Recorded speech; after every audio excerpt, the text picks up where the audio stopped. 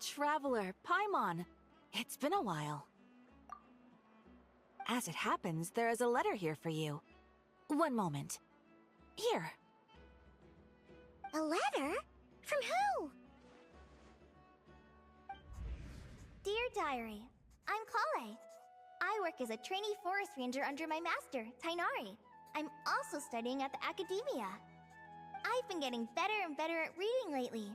Mr. Alhaitham says that the written word is a crucial medium for exploring the world and understanding oneself. That's why I decided to start this diary. That said, what should I write about? Things are pretty quiet in Sumeria these days. Life is good. Every day is a fulfilling and happy one. When I think back to the days when I suffered from Elazar, or way back to when I was injected with God remains, I'm in a much better place now. I hope it stays that way forever. I'll leave it there for now. Master said he'll take me shopping in Sumeru City today, which is great, because I've been meaning to visit the toy seller at the Grand Bazaar for a while now. Kale, time to go. Yes, Master! Huh?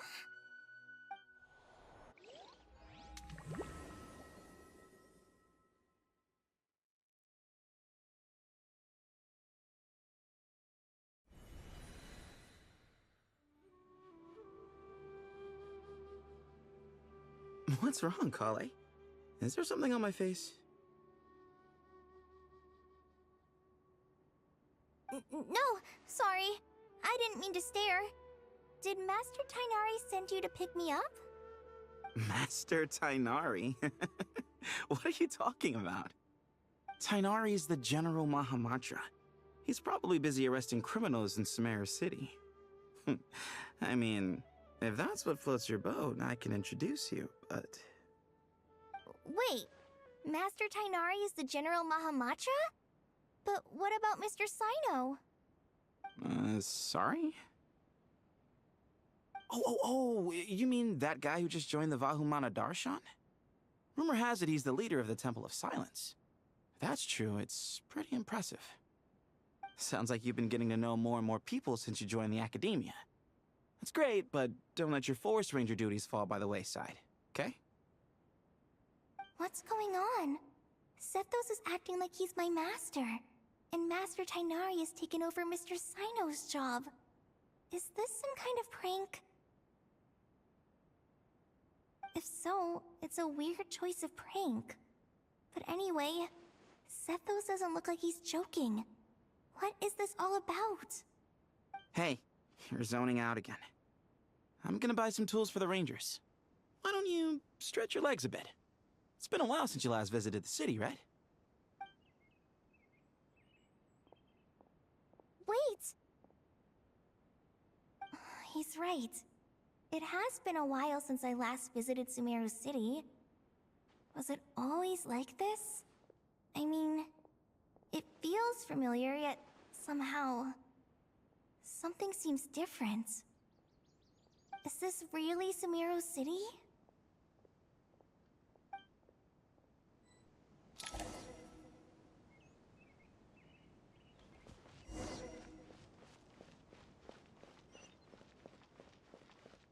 Hey, did you see who just walked by? I think she's that famous merc. Hey, did you see who just walked by? I think she's that famous merc. Yeah, it's gotta be her. That red hair gives her away. The Flame Mane. They say she can take down a dozen tough guys with just one hand.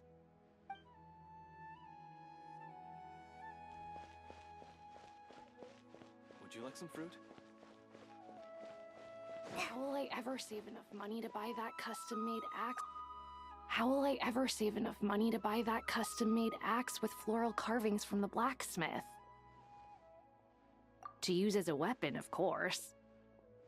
As Hussein's secretary, I must ensure his safety. Don't underestimate me just because I'm a homemaker. I used to be a mercenary in the Corps of 30.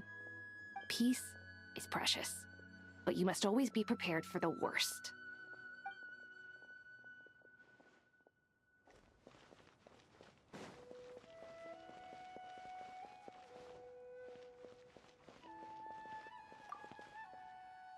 When I grow up, I'm gonna join the Eremites and protect Sumeru City.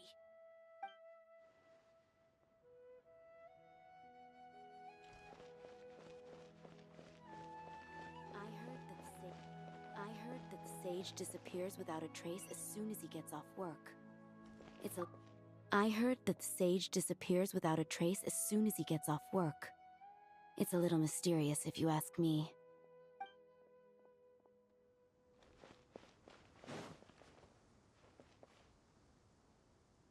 Lord Kabe Bay, did you get a chance to review this month's accounts? Any feedback? You mean the version you sent over a few days ago? Yeah, I took a look when I received it. I was thinking that maybe our profit margin is a little excessive. I visited some of our commercial partners last month. Their earnings are very slim. Are you suggesting that we give up some of our profits for them? Well, since we have more than we need, yes. Making money for its own sake is pointless. Don't worry, I've already planned for it, and the numbers look fine. We can adjust the rates starting from next month. Also, about that designer you hired, I've had to revise his proposal 3 times now, but he just doesn't seem to... Let's cut our losses. Pay him his fee and send him on his way. I'd like you to get Layla on this instead. She was Cyrus's student, and she designed the Palace of Alcazarzare. Seems like a much safer choice. Who's sneaking around over there?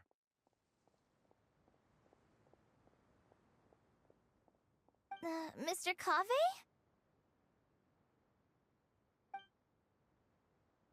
Do you recognize this person, sir? Yes, it's all right. We've met.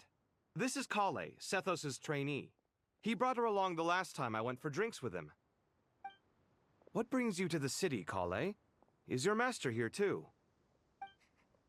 No, this is all wrong! Why is Mr. Kave saying that too? Tainari is my master, not Sethos! This can't be real. I have to ask someone else. There's gotta be someone else out there who still remembers the truth. Hey, wait! Don't run off! How strange. What's gotten into her today? It's like everyone switched places. I guess I'll keep looking around. I heard that the sage disappears without a trace.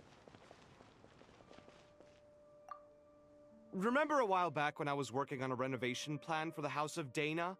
Well, I submitted a report to the Grand Sage and he rejected it. It's infuriating! How does someone with no sense of aesthetics whatsoever even become the Grand Sage? Please, calm down, Lord Kave. Maybe it's for the best that the proposal wasn't approved. Weren't you planning on paying for the renovations out of your own pocket? The Grand Sage just saved you a huge sum of mora. You're right. It's his loss if he doesn't want to work with me. Let him live out the rest of his days in an artless void for all I care. Anyway, enough about that killjoy. There's supposed to be a show at the Zubair Theater today. Are you guys free later? Tickets are on me if you want to join.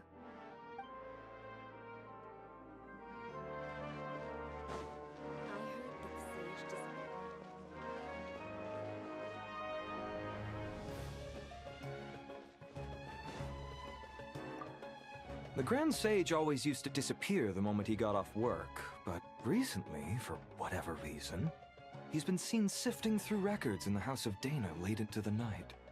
We asked him if there was anything unusual going on, but he answered us with a question of his own. Don't you find it strange that someone with my personality would willingly accept the position of sage?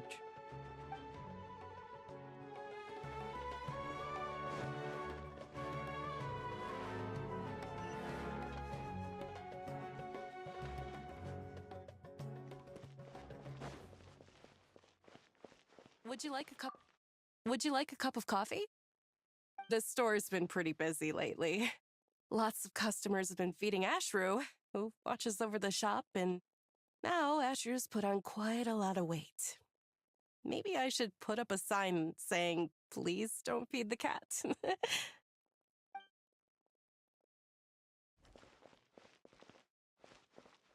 Students are under so much pressure. Students are under so much pressure these days. Sometimes I just want to write their papers for them. Peculiar papers come to me for review every day. I really wish they were able to relax once in a while and not be constantly plagued by academic conundrums. It doesn't do a person any good to spend too long down the rabbit hole.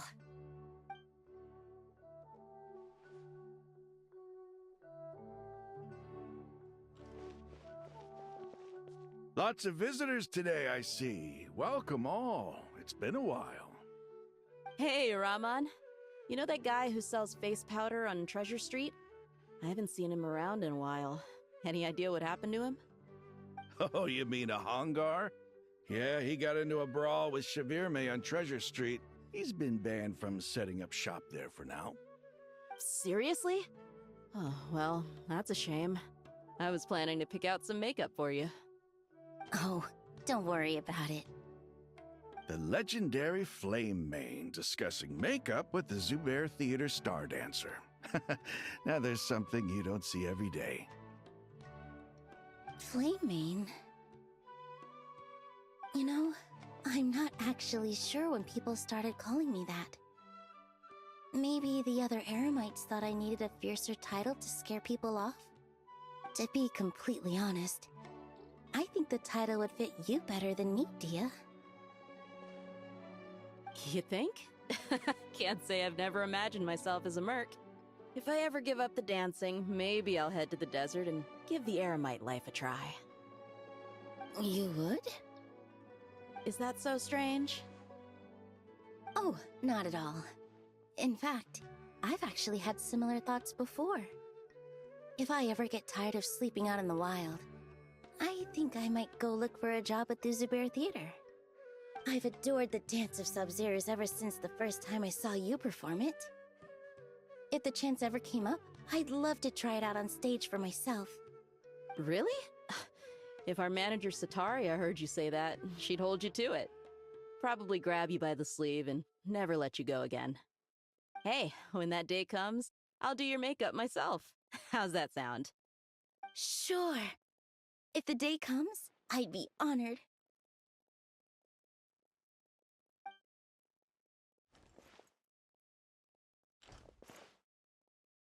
Everyone I know, everything I've ever known.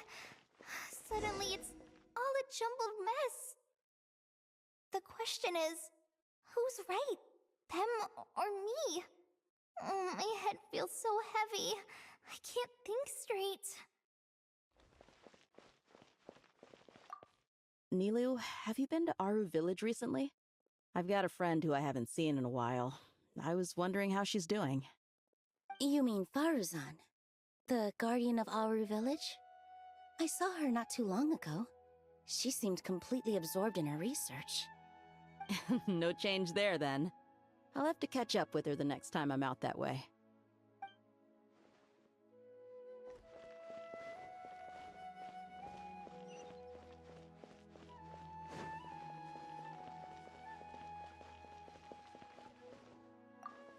Hi, Mr. Sino. What are you thinking about? There's a chapter in King of Invocations, where the spirit of someone who died long ago possesses a living man's body. To the outside world, it looks like he's developed a whole new personality.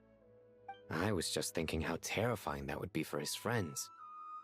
Imagine waking up one day to find that a friend of yours has suddenly become a different person. Huh?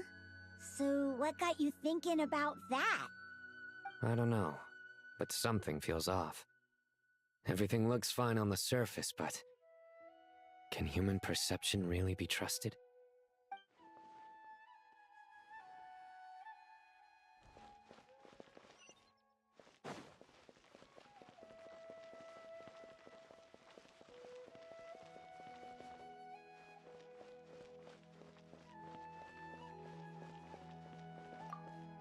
All right, not a single Mora short. That covers you for this month's rent. What a relief. I was worried the design fees I received this month wouldn't be enough. Well, next time, don't fret. Just let me know and I'll give you a few days' grace. We've known each other long enough for that. Anyway, how are you settling in? I couldn't help but notice that you're staying up late quite often. Yeah, I can't explain it. I just feel more inspired at night. Once I get in the zone, I can race through a whole bunch of drafts, no problem. But what about you? I keep hearing you sighing these days. Is everything okay? Well, it's just... Don't you think this house is a little small? I guess I should be used to it after living here for so many years. But for some reason, I've been feeling claustrophobic recently. I want to move somewhere bigger. Once I've made enough Mora, I'm gonna buy a huge new house. As big as... at least as big as the Palace of Alcazarzaray. That sounds really expensive. True. I'll never be able to afford it on a scribe's salary alone. I need to find another way.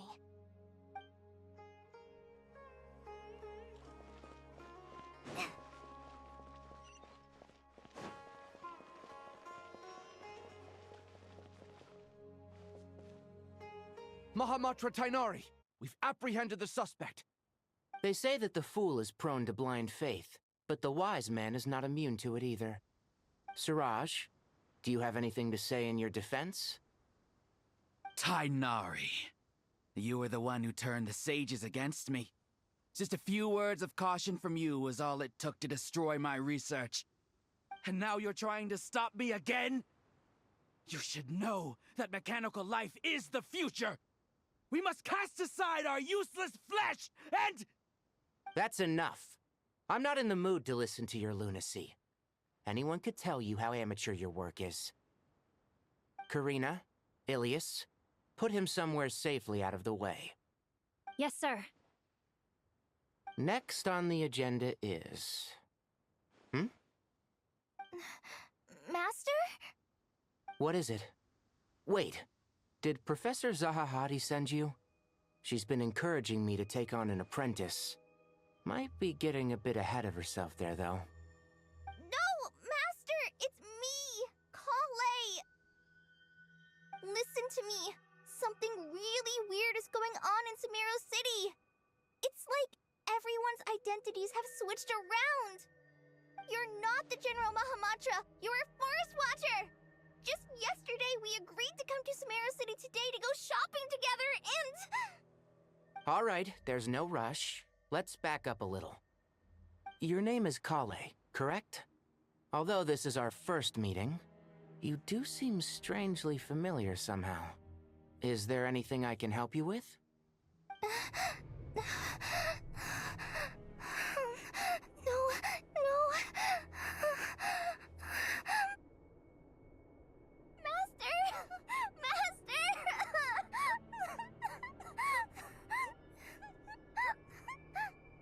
What is it?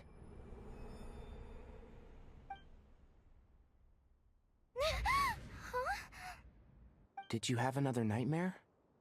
I've told you before, when you're tired, lay down on your back in bed and get some proper sleep. It's much better for you than napping on your front. Poor posture obstructs your breathing, which can lead to all sorts of weird dreams. Now, we're supposed to go shopping in Sumeru City today, remember? Cheer up. I'll take you to Hushang's. I heard he's got some new toys in stock. Go wash your face, take some deep breaths, and when you're ready, we'll head out. Okay. Thanks, Master Tainari. So it was just a dream. And yet, dreams can sometimes be a warning of things that will soon come to pass. Who said that? That dream felt unusually real, didn't it? Here's my suggestion. Since you're heading into Sumeru City anyway, you may as well tell Lesser Lord Kusanali about everything that happened. And just to be on the safe side, I think you should also inform your 2 traveler friends who once helped save Sumeru. I'd write them a letter if I were you. Time is short. A storm is coming from beyond the bounds of fate.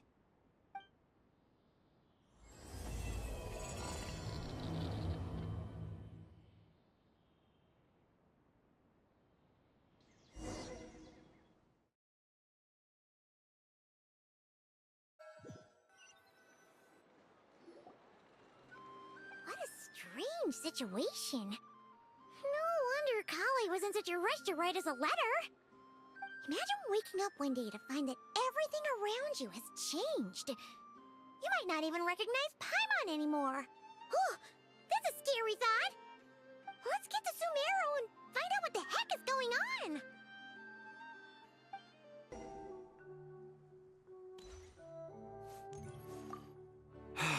I can't believe I have to move so far away on such short notice. I made an automatic watering device so that my flowers won't wither and die while I'm away from home. Hey, do you think renovation works is the real reason they're moving us to Caravan Rebot? There's a rumor going around that Sumeru City's buildings aren't earthquake-resistant enough. Maybe that's it? All we know for sure is that the order came down from the Dendro Archon herself.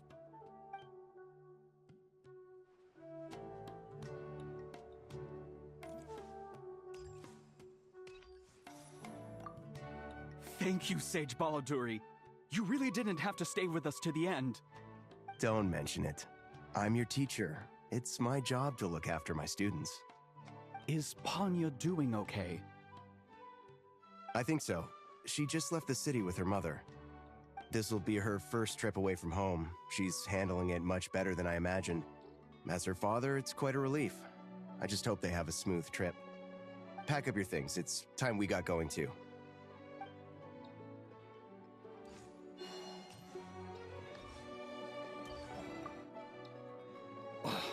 As if work and family aren't enough to deal with already. Now they're telling us to move to Caravan Rebot because of renovations? Huh. I bet it's just some vanity project. I don't trust the Dendro Archon, nor any of the sages. Especially not that new Grand Sage, what's his name, Nephis? If you ask me, he's the worst of the bunch.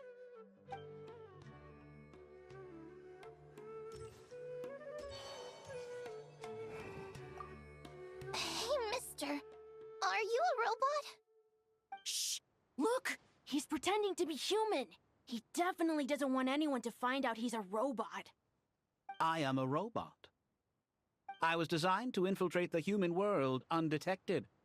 My mission is to find an opportunity to destroy humanity. I knew it! It's just like in the picture books. What do we do? We're the only ones who know his secret, right? Surely he won't silence us for good. You have discovered my secret. Now I must take you as my prisoners. I will tickle your feet until you join the robot army. Don't be afraid! I'll protect you! Take this, robot!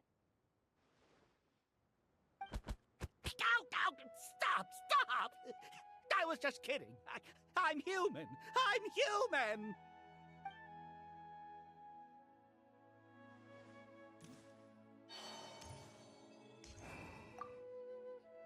Hey, now's not a good time to visit Sumeru City. We're actually getting ready to move out ourselves.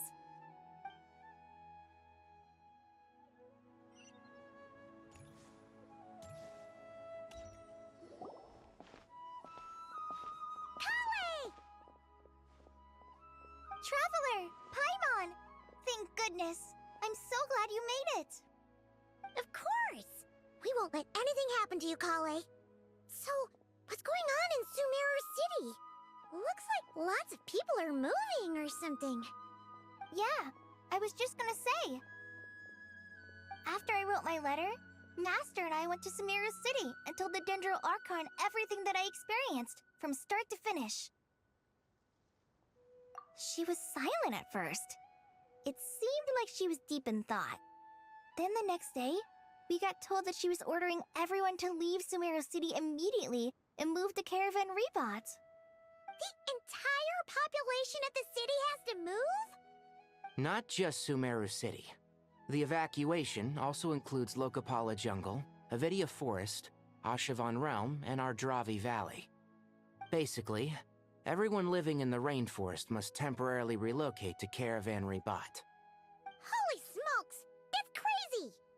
Yes, it's quite an operation. Even if people only bring the bare essentials, the scale is simply enormous. They've requisitioned almost all the Sumpter Beasts in Sumeru for the task, including the entirety of Dory's Sumpter Beast Park. The Dendro Archon said that what Kale experienced was not a dream, but a warning. After our meeting, she immediately summoned the 6 sages to analyze the situation and discuss countermeasures. They concluded that the events seen in the dream are very likely to become a reality, and that an unknown danger is rapidly approaching. Oh, please keep that to yourself. We don't want to cause widespread panic. The official reason they've given is a large-scale renovation of the rainforest ecosystem. People are skeptical, but there haven't been any major incidents. So far, at least. The Dendro Archon seemed really worried when we spoke to her. She said you can go visit her in the Sanctuary of Surasthana when you arrive. She also said she'd hold out until the very end. Tighnari? Kale? You got a minute? I need a hand here. One moment, I'll be right there. As a forest watcher, I've been tasked with assisting with the relocation work.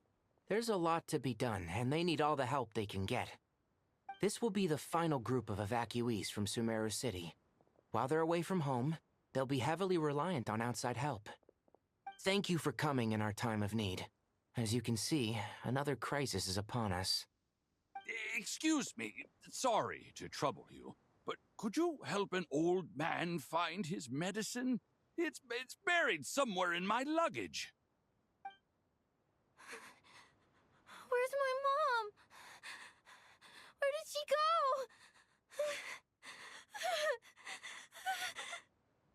go? Don't worry, it'll be okay. Those items are worth a small fortune. Make sure you store them somewhere safe. You understand? I bet you thought you'd get away with this in the chaos, huh? Guess again. No petty thief gets past me.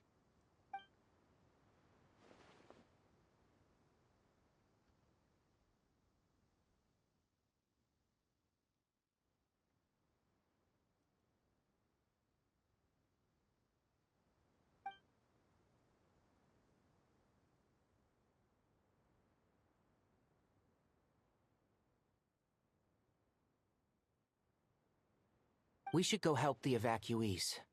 See you around. I'm so glad that you believed me and came all this way to help. It means a lot. Please stay safe. Don't worry. We may not know exactly what's going on yet, but as long as we stick together, we'll find a way through this. Goodbye! Look after yourselves! Will do. See ya!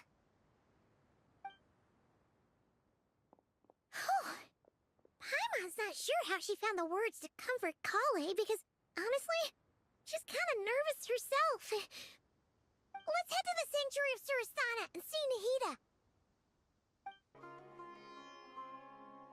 Nahida. Who goes there? No unauthorized access to this place. By order of Mahamatra Sino. Are you blind? It's the Traveler and Paimon. Surely you've seen them before. Huh? Oh, so it is. I'm sorry, I haven't been sleeping well lately. My nerves are a little frayed. The Dendro Archon is in a very vulnerable state at the moment. Mahamatra Sino is concerned that our enemies might choose this moment to strike, so he's ordered us to strengthen our defenses. Just seeing you two again already puts our minds at ease. Please, enter. I'm sure everyone's expecting you.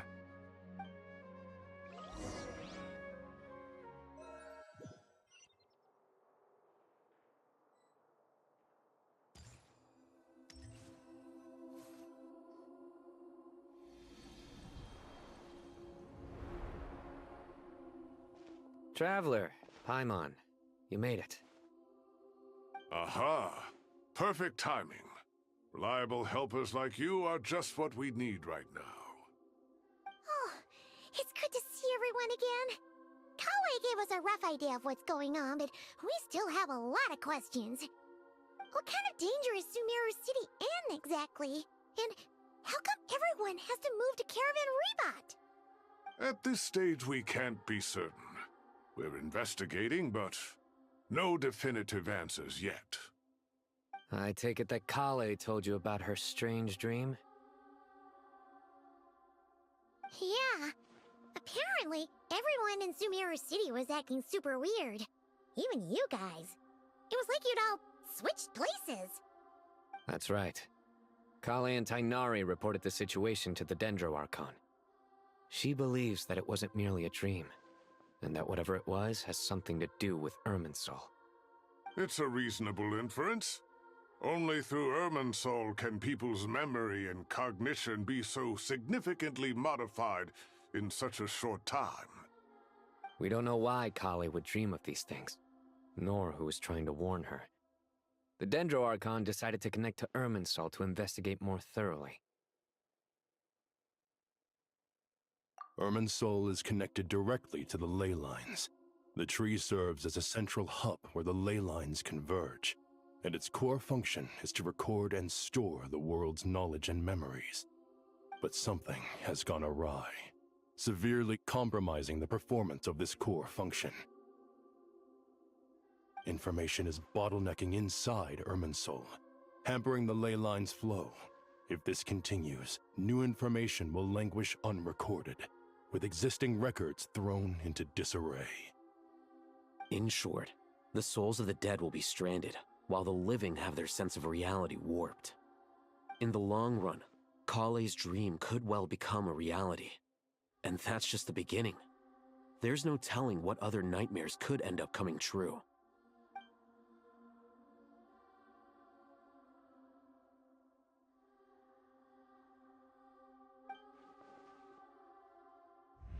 I have come this far, to use my death to open the gates of the ley lines to my people.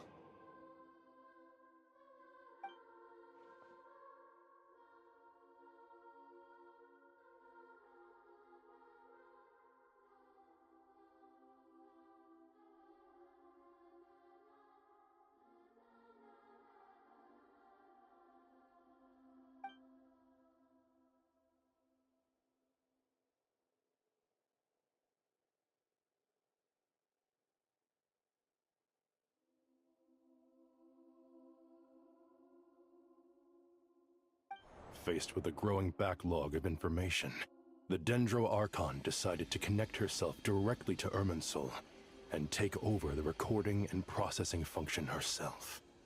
But it is an almost impossible task. Individual brains aren't equipped to deal with the sheer volume of knowledge and memories involved. All that information flooding in at once would instantly fry any human mind. And for a god, even for a god, the suffering must be unimaginable. The Dendro Archon's power originates from Irminsul. Any issue with the tree itself takes a toll on her to begin with. On top of that, she's subjecting herself to the grueling task of processing all that data. It must be torture for her. And despite all of this, she is somehow finding the strength to investigate the Irminsul situation from within and send us her findings. I finished analyzing the latest data. Looks like our working theory was wrong. There's no signs of Irminsul having been attacked from the outside. So it's internal then? Some sort of disease, perhaps? No. I've spent half my life studying the ley lines. If Irminsul malfunctioned this easily, the world would have met its end long ago.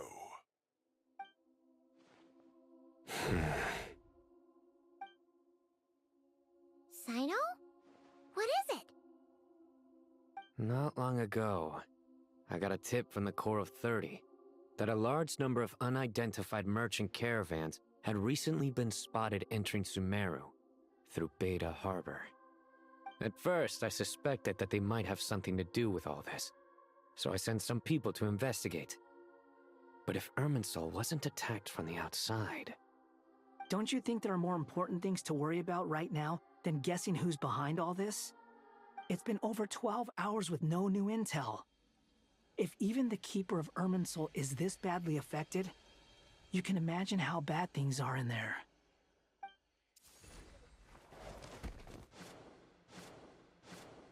Dendro Archon.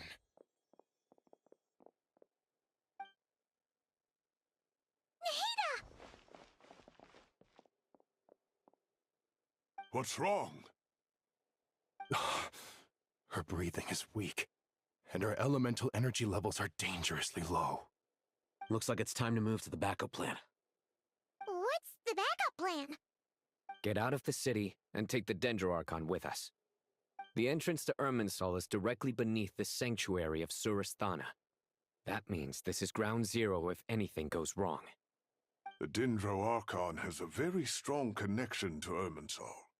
But theoretically, this connection should grow weaker with distance. Under normal circumstances, she could unleash her full power here. But with Irminsul out of control, our first priority is to get her away from here. The situation is critical. There's no time to deliberate. Everyone in agreement? I'll deal with it. I'll also let the Matra and the Core of 30 know to start evacuating.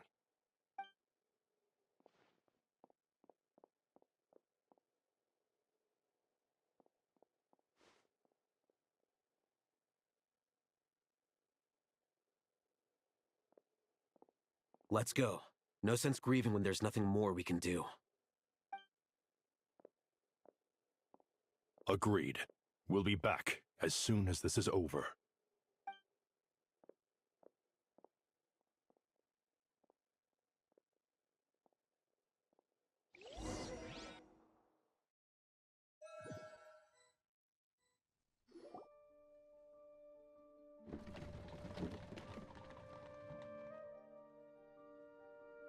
The last group of civilians has been safely evacuated. Dendro Archon's carriage will travel with them.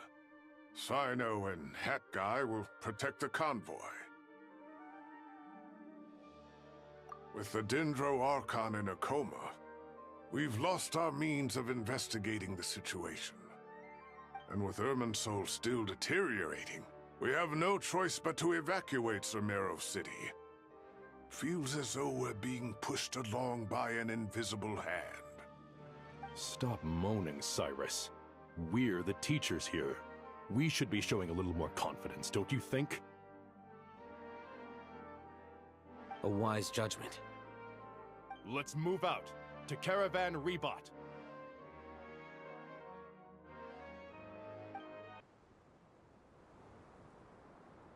Sir, all units are in position. Good. Everything is going to plan. Interfering with Sumeru City is a necessary step, so do not hesitate. The Irminsul situation will not harm you. We need to speed things up here, too. We don't want to keep our client waiting, do we? No, sir. You have my word. Everything will be completed on schedule.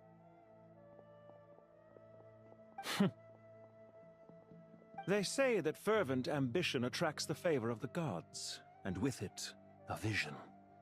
But we appear to be the exception. So, is our ambition not strong enough? Or does it threaten the very foundations of this world?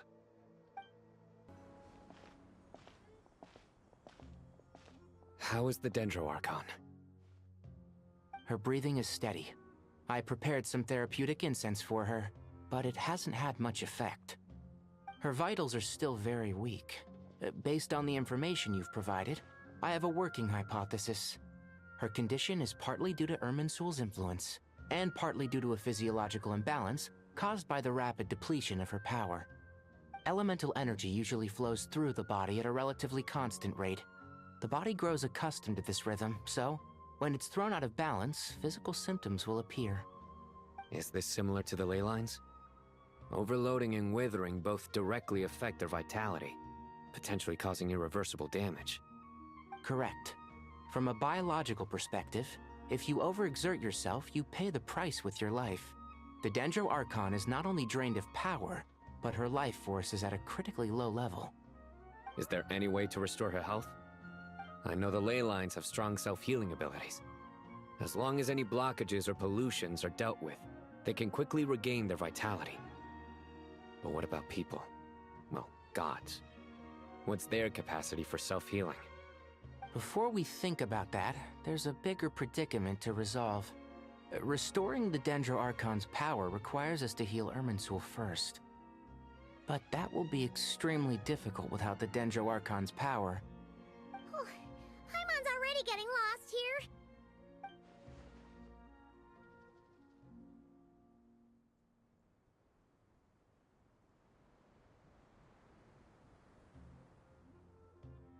Master Tighnari and Sino look so serious. I've not heard Masters speak in this tone for a long time. Tighnari.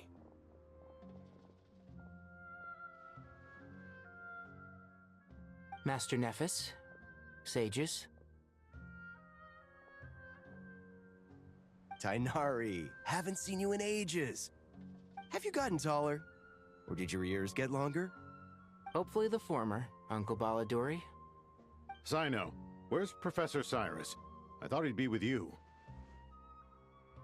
He went out into the wild to investigate the situation. He said that the Irminsul anomaly will likely start to affect the real world soon. He shouldn't be trotting around alone at his age. Which way did he go? I'll look for him later. Would someone mind introducing us? Ah yes, of course. Allow me to do the honors. I'm sure we're all familiar with the Traveler and Paimon. They're the heroes who helped foil Azar's conspiracy and save Sumeru. These gentlemen and I are the 6 current sages of the Academia. Balduri and I are part of the Old Guard, while the other 4 took office after Azar and his clique fell from power. We have Sage Elkindi of the Spantamad Darshan, Sage Farnas of Kasharawar, Rataoist Sage Shakir, and finally Haravatat Sage Rusht. Nice to meet you all! I've heard much about you. Delighted to finally meet you in person. You're younger than I imagined for someone with the power to stand up to fate itself. Thank you for lending your aid to Sumeru once more. Once we're on the other side of this, could we get a photo together? My daughter has a friend named Isak. He's always talking about you two. Of course! No true hero would deny a child their wish. Back to business. So with the Dendro Archon currently in a coma, the people have taken temporary refuge at Caravan Rebot, but they cannot stay here forever. We need to come up with a plan as soon as possible. Fernas, any thoughts? Well, firstly, having reviewed the data, I'm inclined to agree with your assessment. This doesn't look like an attack on Irminsul from the outside. Rather, it resembles a malfunctioning machine. Calculations going haywire and sparks flying. That being said, before we consider how to fix it, we need to understand precisely what has gone wrong. Furthermore, we somehow need to ascertain this without relying on the Dendro Archon's power. We have no direct access to Irminsul. However, we might be able to gather the information we need from the ley lines. Study the branches to learn about the trunk, in other words. Wait, is that what Cyrus is up to? No wonder he ran off to research in the wild. Curse's always one step ahead of me, isn't he? I heard that while in the sanctuary of Surasthana, the Dendro Archon had to serve as the central information hub herself. This is a clear sign the situation within Irminsul might be far worse than we can imagine. Irminsul is vital not just to the safety of Sumeru, but to all of Teyvat. We must be the ones to bear responsibility for this world. To be on the safe side, I think we need to consider some backup plans. Are you saying we should consider a scenario in which Irminsul is completely destroyed? I'm merely pointing out that the possibility exists. You have a valid point. But until worst comes to worst, I believe we should focus our efforts on resolving the Irminsul anomaly and helping it recover. Kale, I understand that you were the first to foresee this crisis. If it's all right, I'd like to talk with you about it in more detail. Of course, but even I don't know how I came to have that dream. If there are no signs of external damage, could it be a stress fracture? Metals tend to suffer from this issue with long-term use, and Irminsul has existed for centuries, after all. It's possible, but surely a stress fracture would be more likely to cause a complete shutdown rather than chaos. Sages, General Mahamatra. Sorry to interrupt, but something has come up. What happened? Some citizens didn't believe that Sumeru City was really in any danger. They slipped away and hid during the relocation, intending to return home. How many people are we talking? About a dozen. Sakura found them while on patrol, but they appeared to be suffering from psychosis. For whatever reason, they were trying to kill each other. By the time we arrived, there were only 2 survivors. One was unconscious from their injuries. The other tried to attack us, but was subdued. Where did this happen? Near Yasna Monument. That's not far from Caravan Rebot. Master. I know. The Irminsul anomaly is beginning to have effects in the world. I didn't expect it to spread to Yasna Monument so soon. It almost feels like we're being chased relentlessly, with no time to catch our breath. Sir Cyrus said the same thing. He sent me back to report in, while he continues investigating. I'll go join him. Count me in too. Don't let my age fool you, I can still fend for myself. Very well. Meanwhile, the rest of us will continue discussing our next steps. Get back soon. Take care of yourselves. It's getting dangerous out there.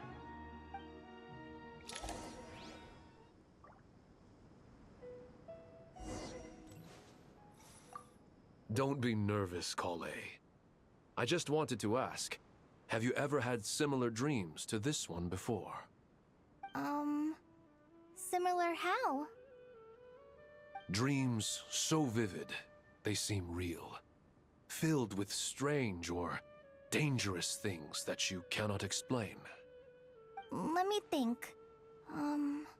There was one time, I don't remember it very clearly, but I saw fire. Fire? Yeah. I wish I could give you more details, but all I remember is fire everywhere. From the sky to the ground, everything was burning. The heat was unbearable, and ashes were blowing in the wind. I doubt this dream was a mere coincidence. Perhaps it was some kind of prophecy? And yet, you've never studied astrology. I'm at a loss to explain it.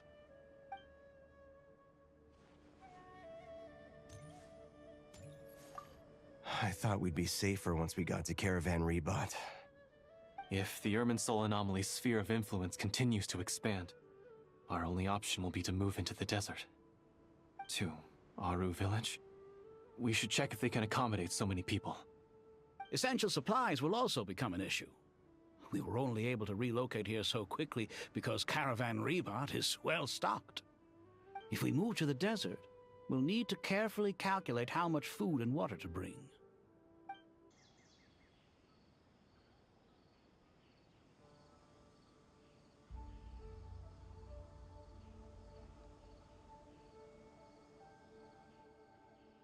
Please, don't go any further. As you get closer to Sumeru City, there's no knowing what dangers you might encounter. So this is our mentally disturbed man? I'm going to gut you all!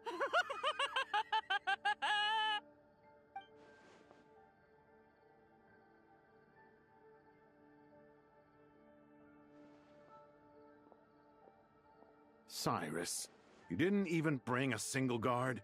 Do you think you're some sort of warrior? It's fine. Come here and look at this.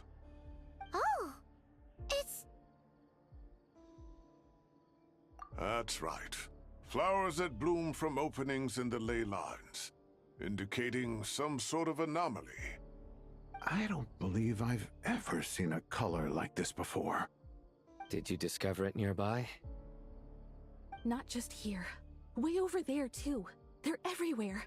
There's even more in that direction. How did you ascertain the situation further ahead? Didn't you just say that we can't go beyond this point? Yes. This area is relatively safe so far, but if you continue forward, delusions will start afflicting your mind. However, some vision-bearing mercenaries were able to maintain their sanity a little better. They're the ones who brought back news from further afield. Sino, do you remember the class I taught on dissecting leyline blossoms? I do, Professor. I received full marks in that course. Good. After all these years, it's time to put that knowledge into practice. There must be anomalous information hidden within these blossoms. Alkindi, I'll need your help as well. Been a while since we worked on a project together, hasn't it? Sure has. Well, what are we waiting for? Let's get to work. Anything we can do to help?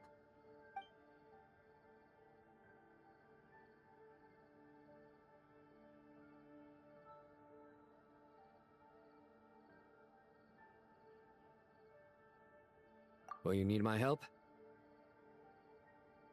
All right, well, don't go too far. There's too many unknowns at this stage. Let's regroup at Caravan Rebot later. Don't worry if you don't show up. I'll come and find you.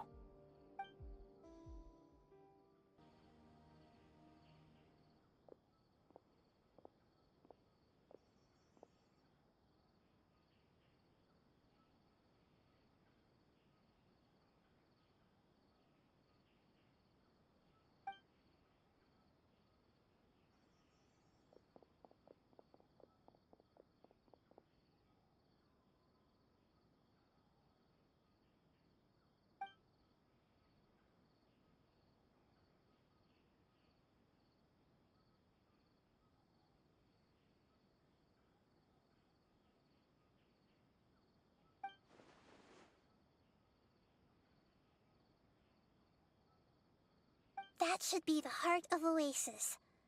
All we need to do is light it with the fire seed, and it'll restore a pep with elemental power. The damage it suffered internally will also slowly begin to heal.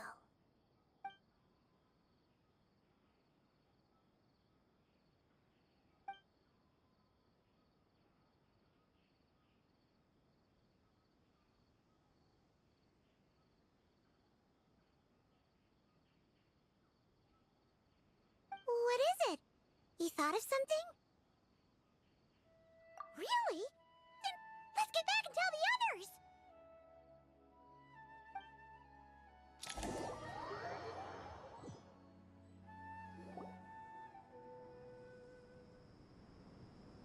Phew. Glad to see you've returned safe and sound. Any longer and we would have gone out looking for you. Well, this is a nice surprise. Paimon sure feels better with everyone we know here. We've made some progress, so let's start by giving you and Paimon a quick update. By dissecting the ley line's blossoms, we've been able to deduce that although Irminsul is experiencing an anomaly, it has not completely rejected access from the outside. The Dendro Archon has the power to connect to Irminsul, but there's also another way. I assume you recall the devices everyone was wearing when you first arrived in Sumeru? Devices? Oh, wait. You mean... The Akasha terminals? That's right. Of course! It's been so long, Paimon almost forgot all about the Akasha. Wasn't it shut down, though? Yes, but although the system isn't currently operational, the technological infrastructure is all still there. And it turns out that a certain someone gets so bored at work that he's actually read through every single one of the instruction manuals. No prizes for guessing who that was. If praising others is that embarrassing for you, you can simply spare yourself the ordeal. As much as it pains me to say anything nice about him, there's no denying his intelligence. He rarely forgets anything he's read. The Akasha is exactly what Sumeru needs at this moment. Between us, we should have all the knowledge and expertise we need to get it up and running again. But if I recall correctly, doesn't the Akasha need a Gnosis to function? That's exactly right. The Akasha relies on the Gnosis as a power source, and in its absence, we'll need to find an alternative. To tackle this problem, it looks like we'll be relocating once again. Namely, to the Temple of Silence. Ring any bells? It's the only major institution in Sumeru dedicated to preserving the knowledge of King Deshret's civilization. You might find the answers you're looking for hiding there. I agree. There's a good chance. Master Nephis and the other sages have discussed it. As the chaos from Irminsul continues to spread, Caravan Rebot won't be a safe haven for much longer. We have to move into the desert next. The scholars and sages will head to the Temple of Silence, while the civilian population seeks refuge in Aru village. The Eremites will keep everyone safe during the journey, and Candace will be there to receive us at the village. This leaves us just one thing to worry about. That Dendro Archon. She's very weak. We can't afford to wait until Irminsul is fixed. There has to be another way to help her. Huh. Well, luckily, the Traveler had a eureka moment while we were out investigating. Really? Wow, nice one, Traveler. Let's hear it. What say our Amorta experts?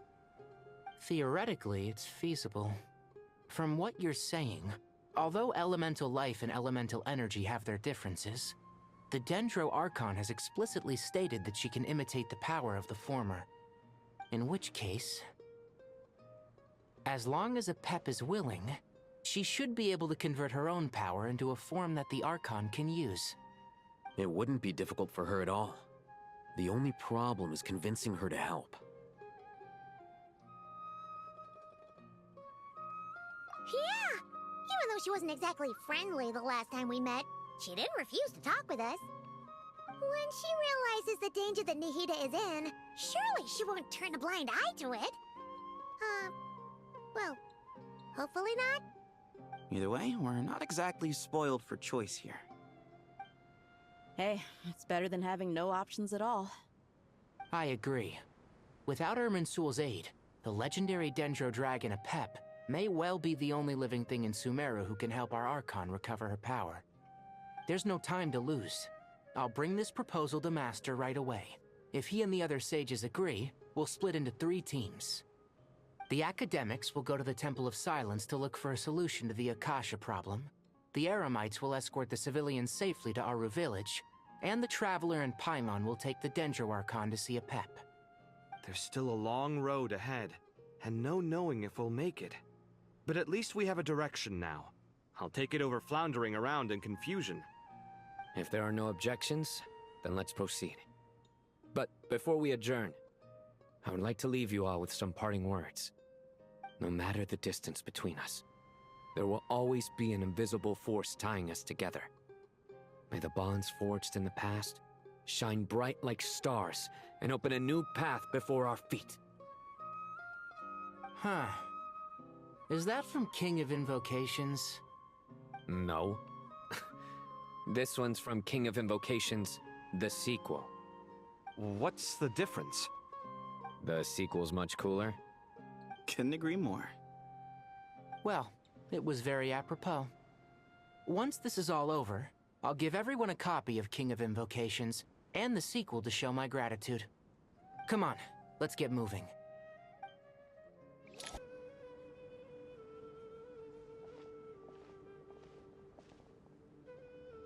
Tighnari has brought me up to speed. I approve of your plan of action. But we can't proceed with everything right away. The people need to rest. For many of them, this will be their first time in the desert, so we'll need to find additional personnel to help escort them. You two, please go on ahead with the Dendro Archon. Let's rendezvous at the Temple of Silence later. No problem. We got this. Words can't express my gratitude, so let me just say, I hope everything goes smoothly for all of us. Goodbye for now. Alright, let's get going. If Paimon remembers correctly, the last time we saw a Pep was in... Traveler, Paimon. Could I borrow you guys for a moment? It'll only take a second. Kale, what's the matter? Well, the thing is... Master Tainari once told me, after you raise a problem, you should think about how to resolve it. But ever since I had that dream, I feel like I haven't been of any help at all. I tried my best to keep up with the conversation, but there was so much new information, I couldn't take it all in.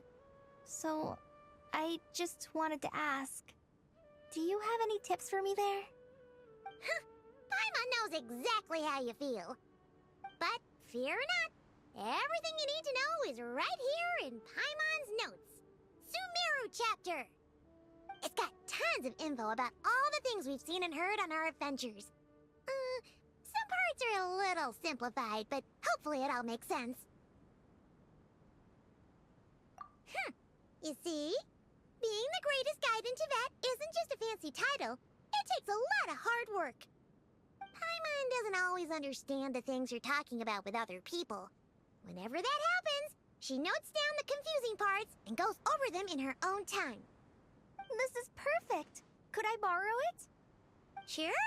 Matter of fact, you can keep it if you want. Paimon has another copy. The spare copy was originally meant for the traveler. Paimon used to worry that one day she might not need a guide anymore, so she wanted to have a gift for her, in case we ever parted ways. But it doesn't seem so necessary nowadays. We have so many more places to see together. One copy will be enough for both of us. Thank you so much. But still, these are your treasured memories. I think I'll make my own copy and then return the original to you. Anyway, that was all. I won't keep you any longer. Have a safe trip. See you again soon. See ya! Alright, time to bring the Hida to see a Pep. Let's hope that old grouch is in a negotiating mood.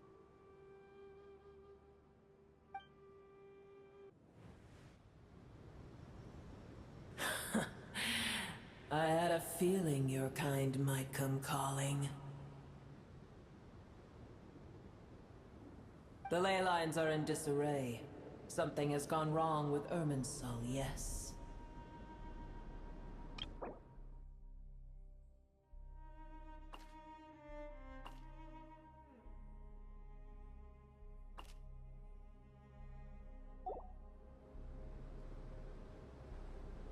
Even from a great distance away, I can sense that Sumeru is headed for destruction.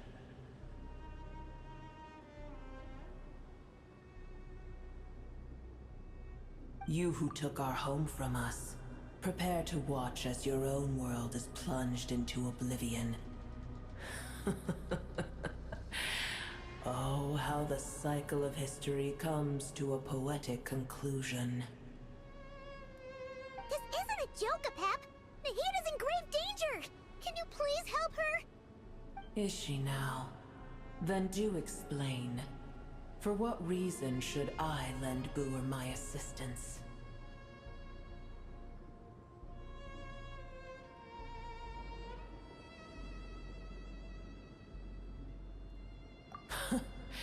The Age of the Dragons ended long ago, and the world that replaced it is under the dominion of the Heavenly Principles.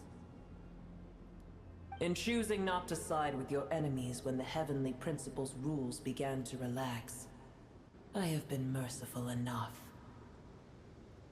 Do not forget that I have no love for this world you hold so dear.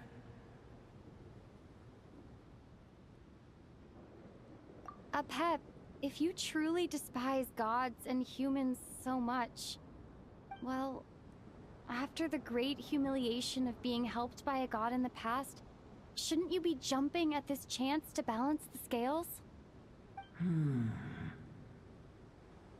Now that is a compelling reason.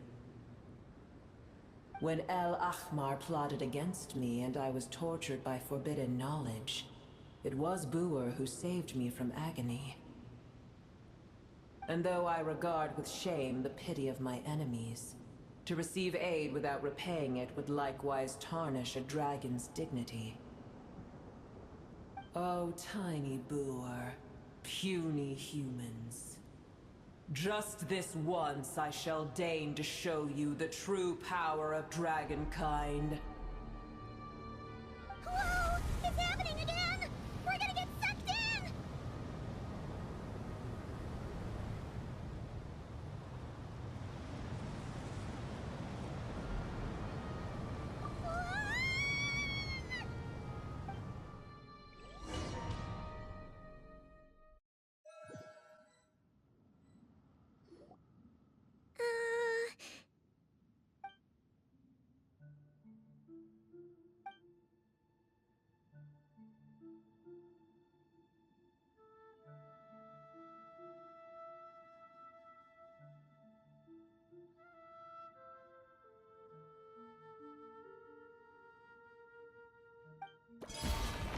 It is done. The heart of Oasis is supplying her with life force as we speak. It shall not be long before she recovers. But I should warn you. Booer's existence is closely intertwined with Irminsul. Unless the issues plaguing it are resolved, she will never completely recover her former strength. Oh, thank you. Spare me your words of gratitude. You may also spare me your feigned concern.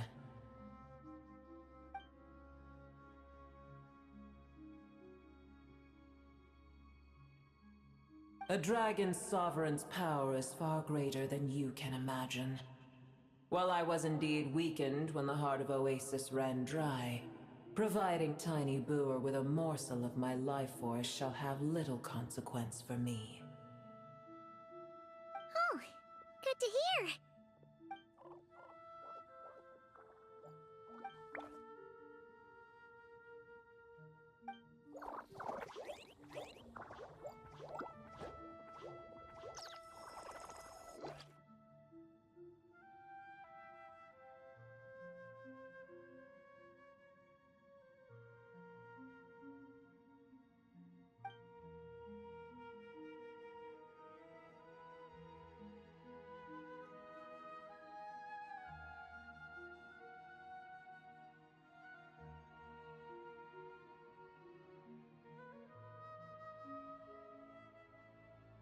Ever held in high favor, I see.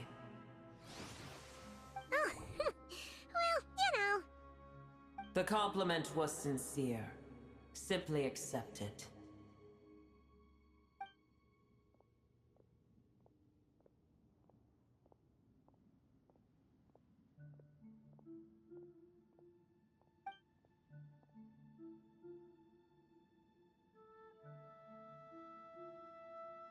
I did once. That tree was not planted by the heavenly principles. Irminsul existed before they ever arrived in Teyvat. What? There was a time when it belonged to Teyvat, to dragonkind. Its appearance and function then differed greatly from today. The ley lines flowed with an abundance of a familiar, primitive form of elemental energy. You may know it as the power of the Light Realm. The heavenly principles usurped and refashioned Irminsul, made it serve humanity, and used it to anchor the fate of the world. Yet in the end, humanity has failed to protect it.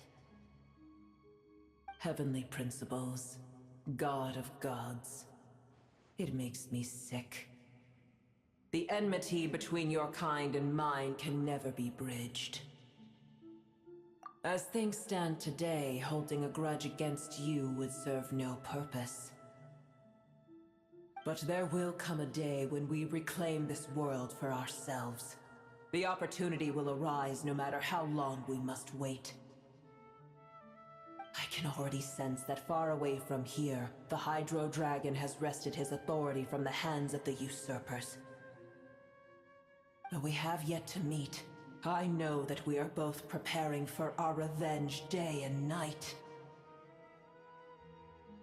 Uh-huh.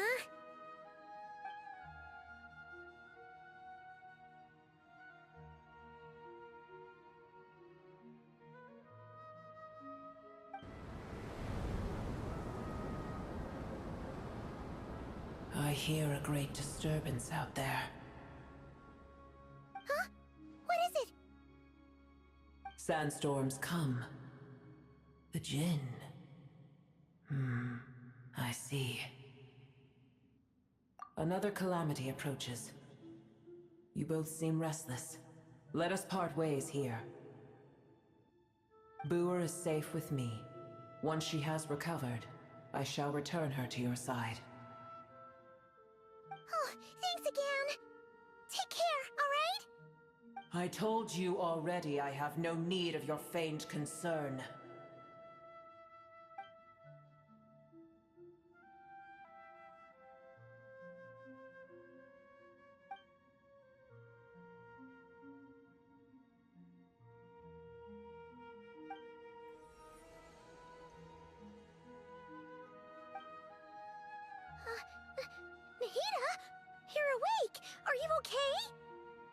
Cease your interrogation. Yes, she awoke for a brief moment, but she has now lost consciousness again. Take it. We shall talk more at another time.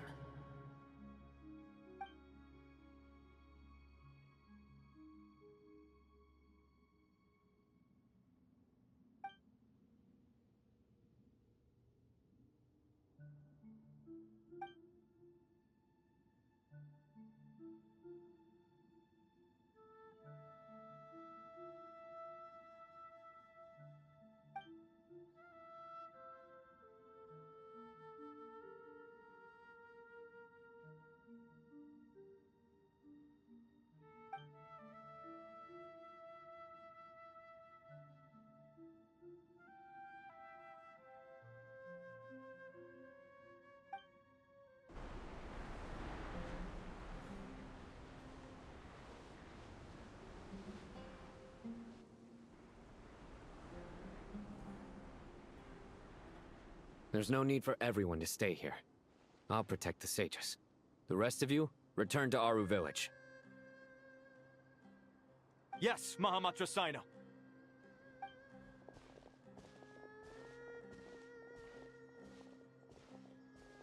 Sino! What's going on? You're back. How is the Dendro Archon?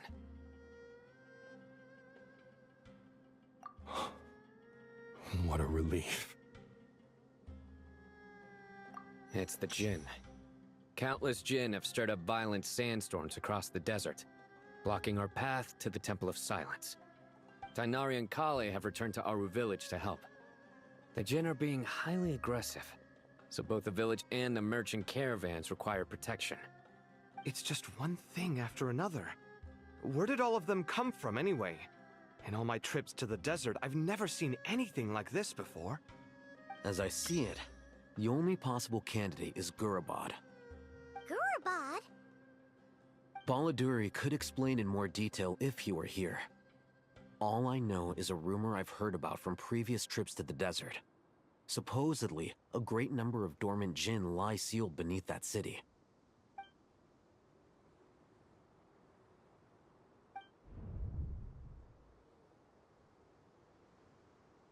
Gurabad is, for me, a fated land.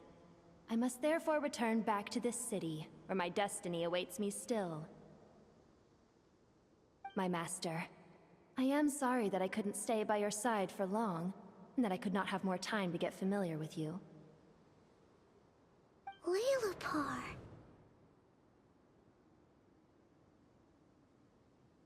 Yeah, we once said goodbye to a friend there. Well, maybe not a friend exactly, but someone we met on the road anyway. She was a strange bottle. If we can find a way to wake her up, maybe she can help solve the situation in Gurabad. Well, be careful. You may find there's more than just the Jinn to worry about. You mean, there are other dangers in Gurabad? It's a sensible assumption to make. The moment we arrived in Caravan Rebot, the Irminsul anomaly started spreading in that direction. Now we've moved to the desert, and suddenly we're plagued by Jinn and sandstorms. To call it a coincidence would be a stretch. Don't worry, we've gotten a lot stronger since our last stint in Sumeru.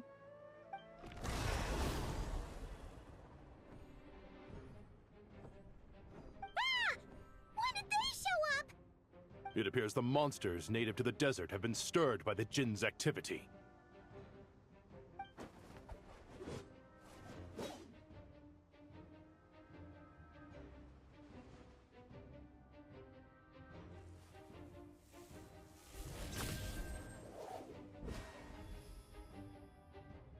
You should get going. We'll take care of things here.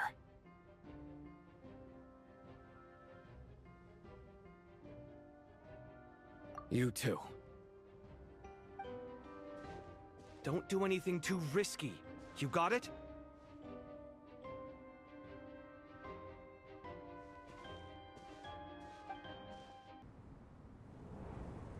It seems my subordinates failed to stop you in your tracks. Apologies, sir.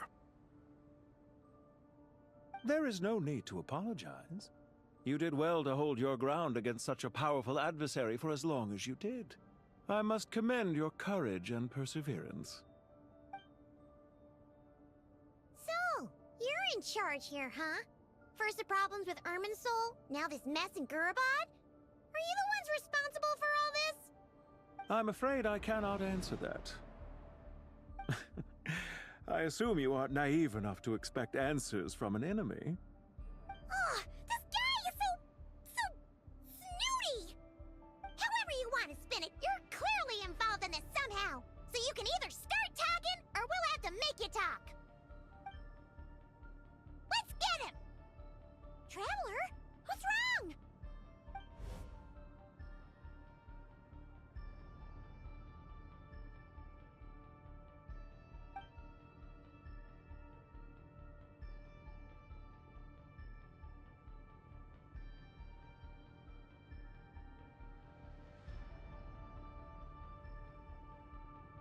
You're remarkably calm.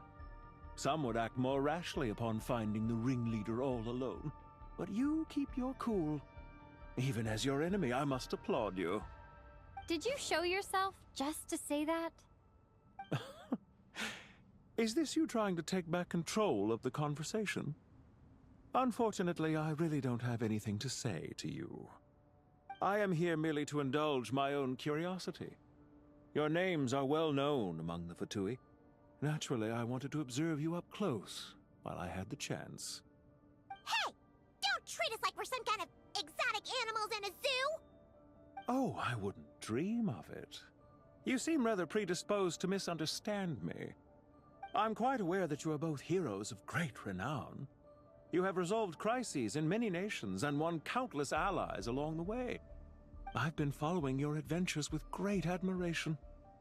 My only regret is that the trajectory of your journey conflicts with our goals.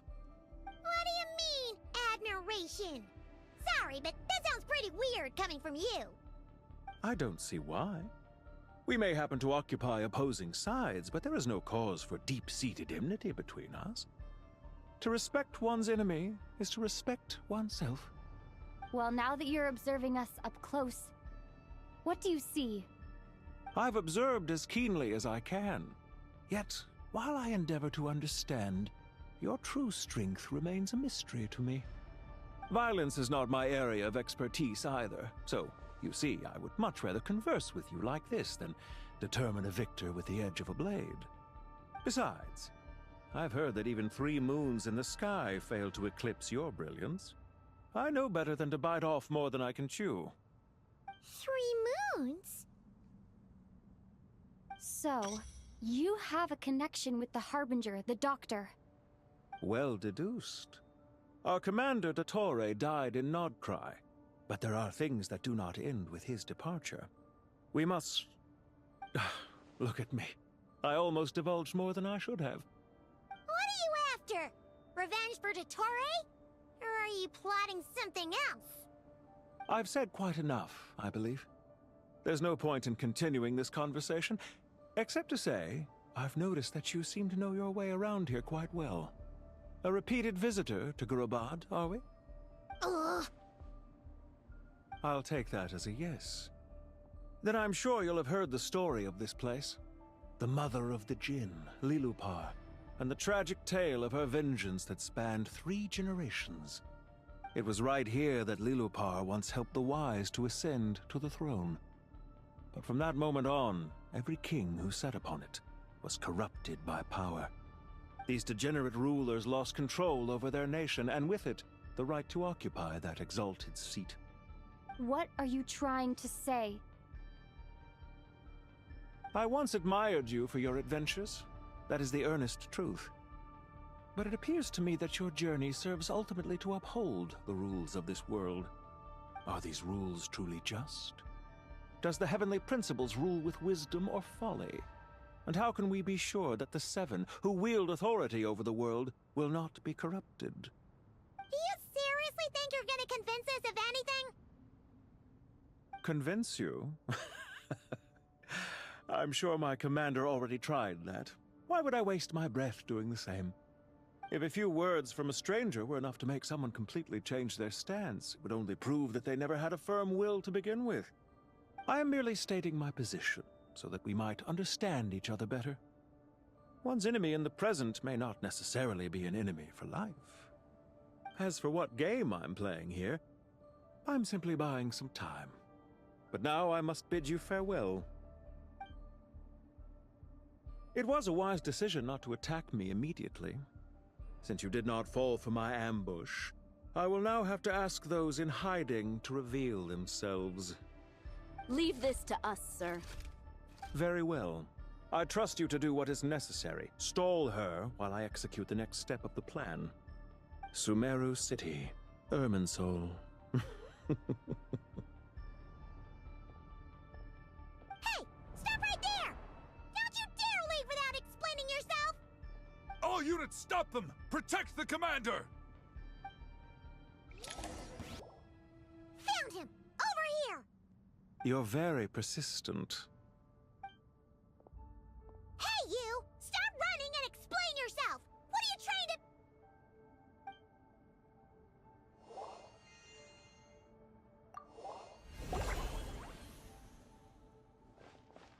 What's this? Relax. A small trap like this won't be enough to hold you.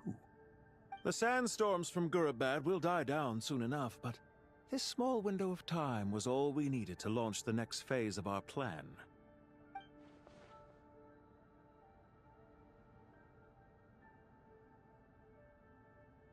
Don't be discouraged.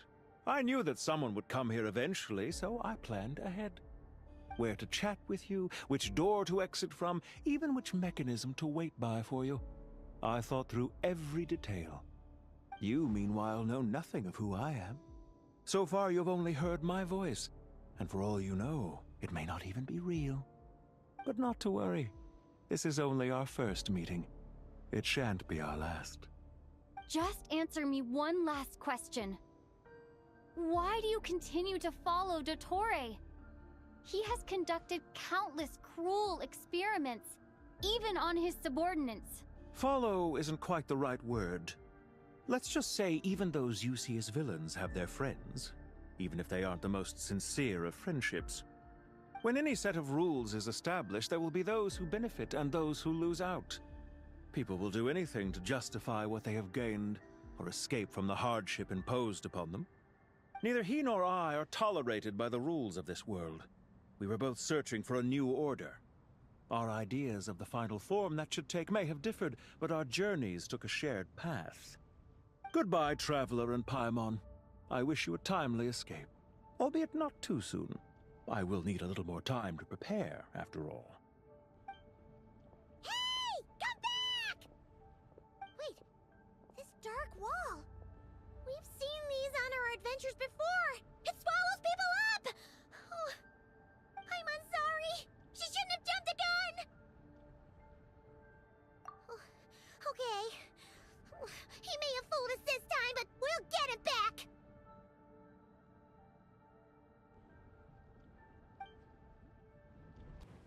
Sino and his team are guarding the north.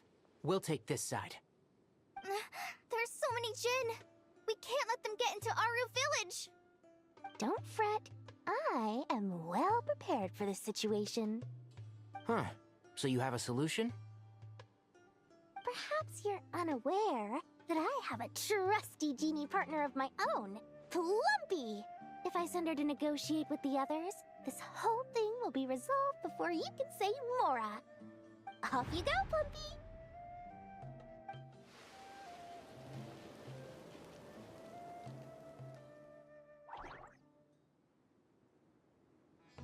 Come on, what's the holdup? 5,000 Mora.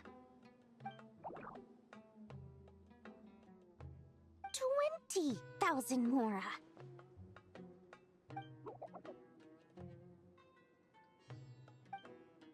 100,000 Mora. Final offer.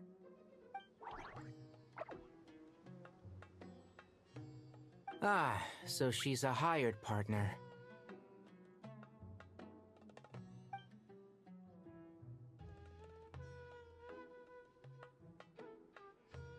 hired partners are reliable too. Plumpy here is a highly skilled negotiator. You'll see. Just a few words from her and...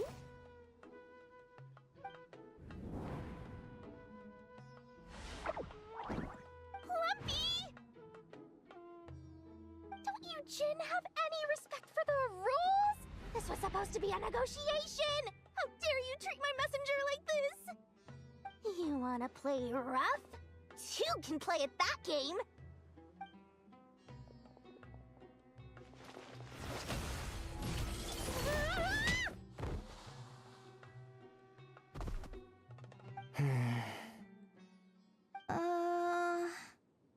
Looks like it's up to us now.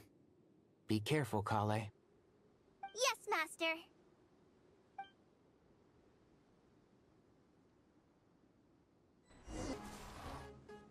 There's too many of them! I can't believe I used 12 rare items in one battle! Ugh. I shudder to think how this is going to affect this month's accounts. The sight of that glaring deficit might be more than my poor heart can take. Tainari, how's the situation on your end? We held the line, though it was a close call. But it looks like they're preparing for another attack. Has something happened? They've breached our defenses in the south. The Jin are pouring in. We're moving the villagers to the north as we speak. We're hemmed in. This is getting precarious. Our margin for error just got a lot smaller. That's why we wanted to confirm your status. We need to consider our next move carefully. Bad news! Another line of defense has been breached. Kale, go with them and assess the situation. Dory and I will hold the line here. But Master! Even with 3 of us, we barely managed to... This is not a discussion, Kale. Don't worry about us. She clearly still has plenty of tricks left up her sleeve. Wait! You can't pin all your hopes on me! Oh, great. I've almost run out of the things I brought with me, and the rest is back at the caravan. I should be able to hold out for a little longer, but still... Master! Need any help? Huh? What is it, Kale? If things continue like this, it won't be long before Aru village is overrun by Jin, and the sandstorms are sure to follow in their wake. I do have a plan, but I can't guarantee it will work. I don't care, whoever you are. Please just help us. The only one who can help is you. I am merely here to guide you along the correct path.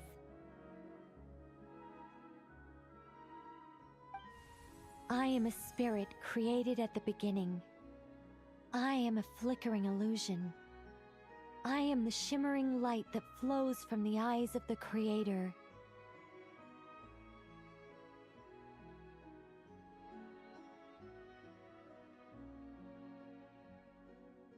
What do you mean?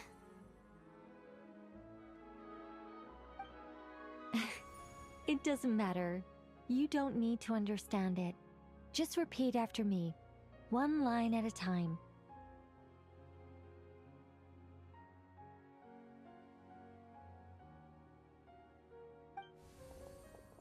Watch out! Jin incoming! I am a spirit created at the beginning.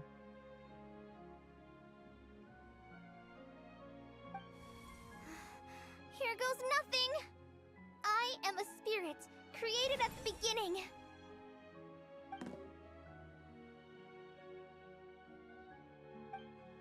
I am a flickering illusion. I am a flickering illusion.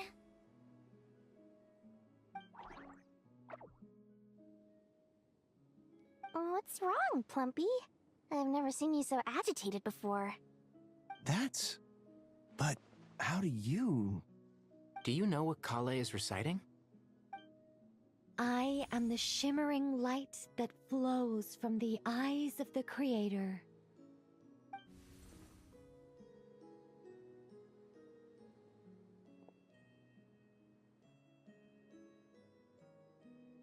I am the shimmering light that flows from the eyes of the Creator!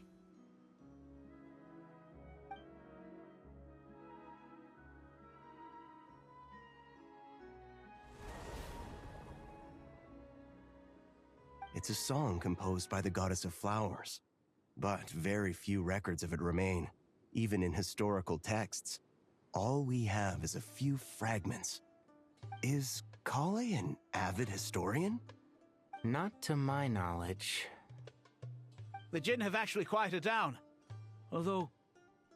no, it's more than that. It looks like they're showing... submission. Clearly the songs left by the goddess of flowers have a soothing effect on them. At the very least, they're much calmer now. Really? Let me try.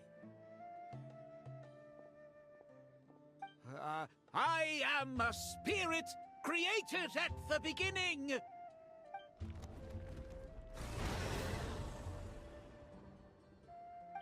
Don't stay away! I'll stop! I'll stop! It seems like the song only works when Kale recites it. But why? Kale. Yeah! Any luck?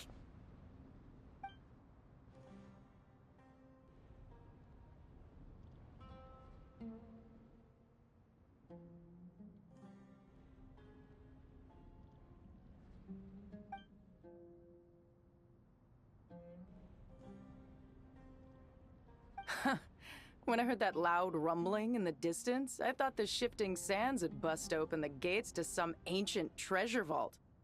Turns out it was just you guys. Huh? Wait! That sounds like... It's been a long while. Did you miss me?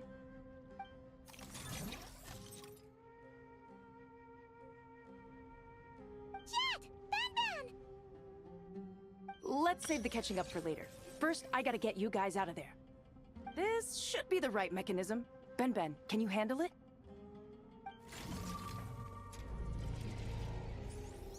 There we go. Come on, let's leave this place.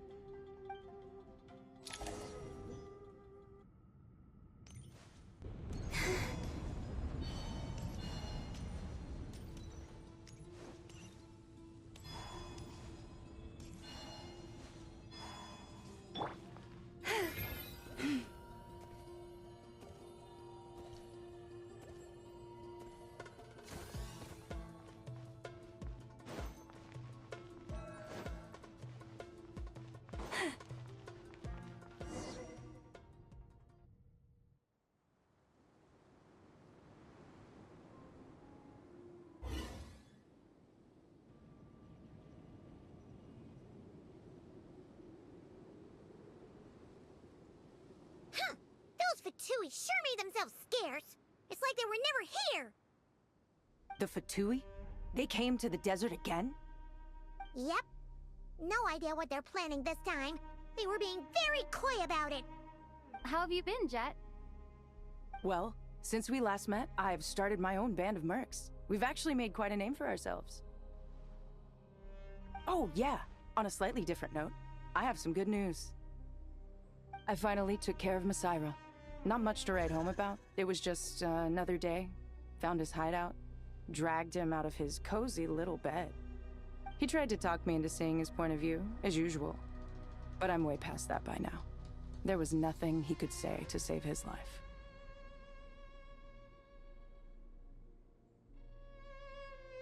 What about you guys?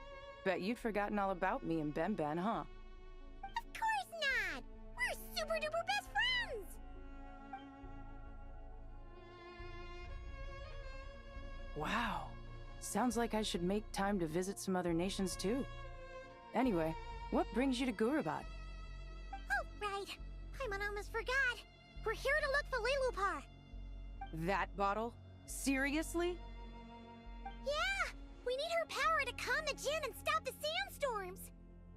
Here's hoping we actually manage to find her, after all the trouble we've been through. Surely, with everything's been going on in Gurabat, she must have woken up, right? Only one way to find out.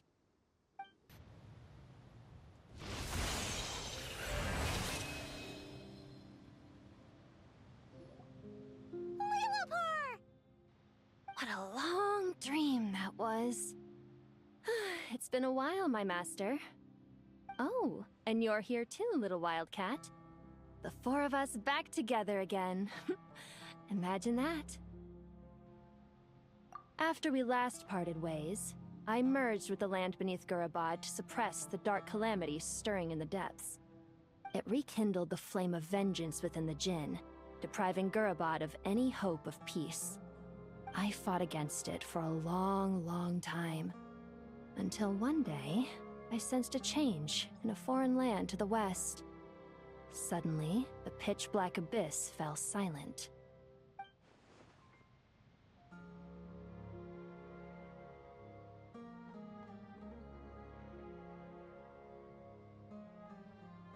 Once satisfied that that dark power could no longer bewitch the Jinn, I too fell into a deep slumber, from which I have only now awoken.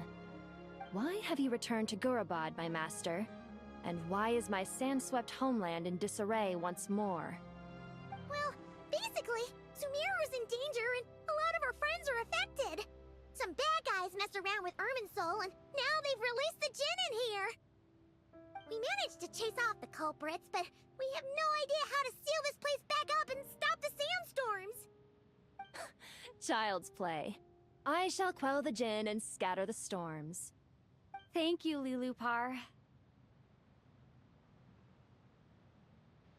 No need to thank me, my master. I have granted many wishes in my time, and this was the most trivial of them all.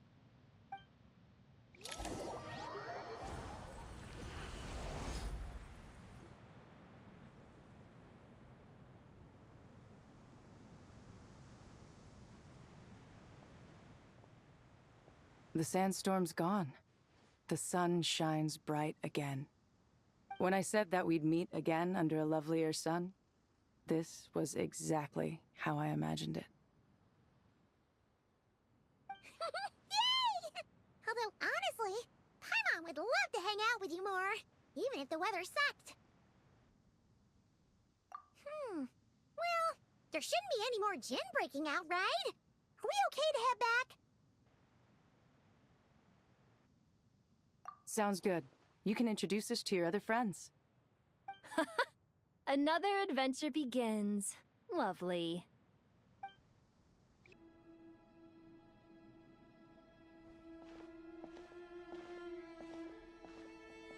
So, this is the Temple of Silence.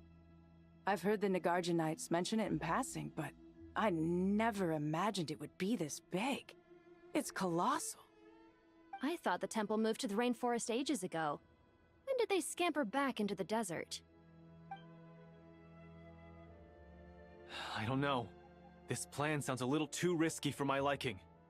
Even in King Deshret's day, this was experimental technology. We have no idea what could happen if we activate it. Well, unless you know of another viable alternative for the Akasha terminal, I'm afraid this is our only option. The plan is sound, and the risks are manageable. However, if we are to proceed, we must act quickly. The scale of this project is enormous. Even with Kaveh, Faruzan, and every other scholar of mechanics working on it full-time, the proposed modifications won't happen overnight.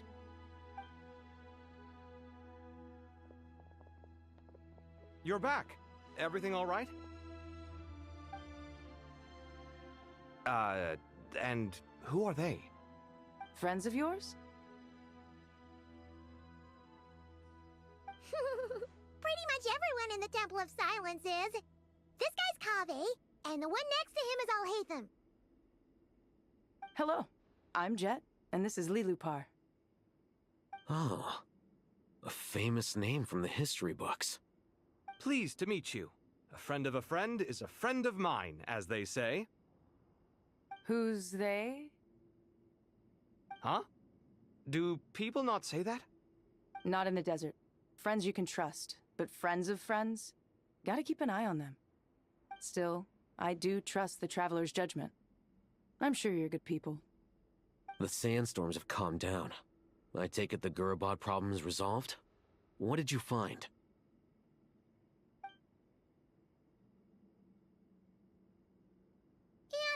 were getting all smarmy with us, he trapped us there. Luckily, Jet used the mechanism outside to free us, and then we got Lilupar to put a stop to the chaos. Wow. Thanks for being there to help them.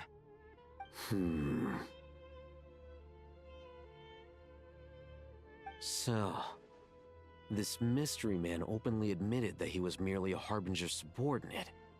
Yeah? Is there something weird about that?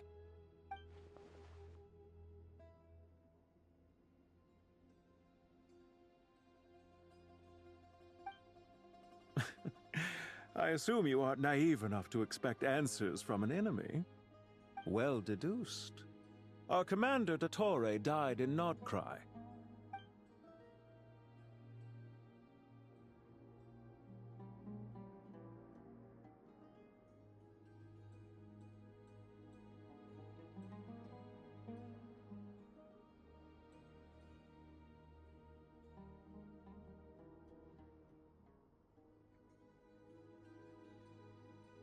Are you wondering about his true identity? Or do you think there's a big conspiracy behind all this?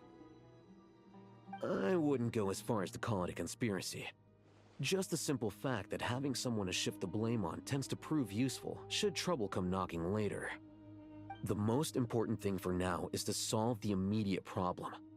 Perhaps that man knew you wouldn't have the resources to investigate his background and so didn't put much effort into disguising himself. This is all getting a little cryptic for me. I'll let you guys talk while I take a walk with Lilupar. Jet? Aren't you with the Blazing Beasts? What a coincidence. Didn't expect to run into you here. We're mercs. You can run into us anywhere. Who's this with you? So, did you find the solution you were looking for in the Temple of Silence? You bet we did. This place is incredible. It has everything. So far, we've discussed a plan and verified its feasibility. Building a new system from scratch is out of the question. So our only option is to modify the Akasha using certain resources we hope to find in the mausoleum of King Deshret. According to certain sources in the Temple of Silence, there is a core device in King Deshret's mausoleum known as Aru. Little is known about this device in academic circles, which suggests it was hidden quite effectively. If these sources prove correct, the energy contained within Aru may be sufficient to power our Akasha renovation plan. However, this raises difficult questions regarding technological integration. The sages are still debating it. Yeah, but I'm sure they'll reach a compromise once they've argued it out. The people of the rainforest are always cautious when it comes to desert technology. But times of crisis like this leave us with little choice.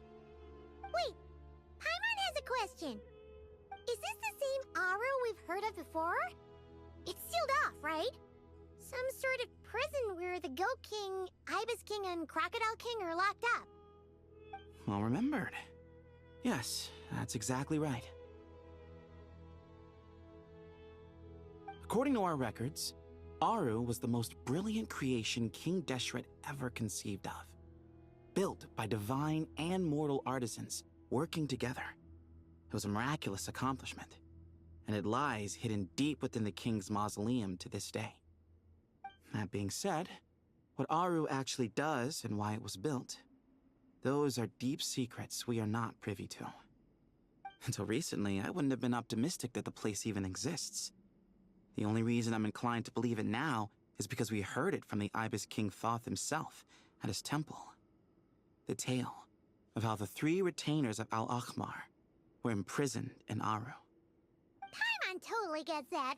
When Paimon first heard about it, she thought it sounded pretty unbelievable too. Do you guys still remember that? The Ibis King told us they were trapped in Aru and that they had to answer 3 questions to get out. I think I remember. What causes our rise and fall? What obliterates love and hate? And what determines truth and falsehood? Those were the 3 questions, right? Yeah. If only Nefer were here. She's dealt with the Ibis King before, so she might know more. Oh, Nefer's a friend we met in Notcry. Notcry? Funny. She showed up here earlier. Huh? Yeah. Had another lady with her, too. Both said they knew you. They contacted the sages, claiming they might be able to offer some assistance. Really? They came here to help out? Yes, really. It was just before you got back. One of them said she's made Nod cry her home. If she's the person you were talking about, then... Looks like betting on Aru was the right choice. See? They're right over there. Nicole! Never! Why, hello! We're here to help.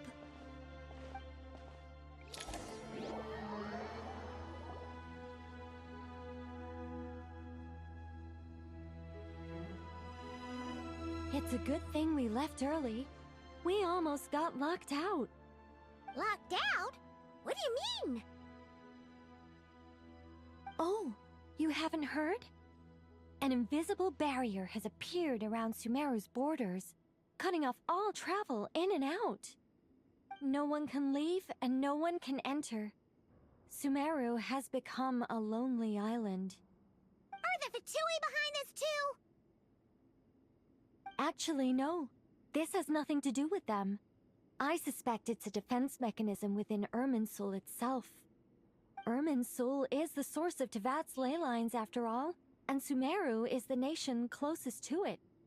I imagine this function was put in place to seal the entire region off in the event of serious damage, preventing the disaster from spreading to the rest of Tevat. It may have been implemented long ago. But doesn't that mean that the people here won't be able to escape to other nations if the anomaly keeps spreading? Currently, that does appear to be the case, which is precisely why I am here. This is a critical moment for the world, and Sumeru is the eye of the storm. Paimon's surprised you managed to convince her to come back to Sumeru. Indeed. Even for someone of my wisdom and eloquence, this tested my skills to the limit.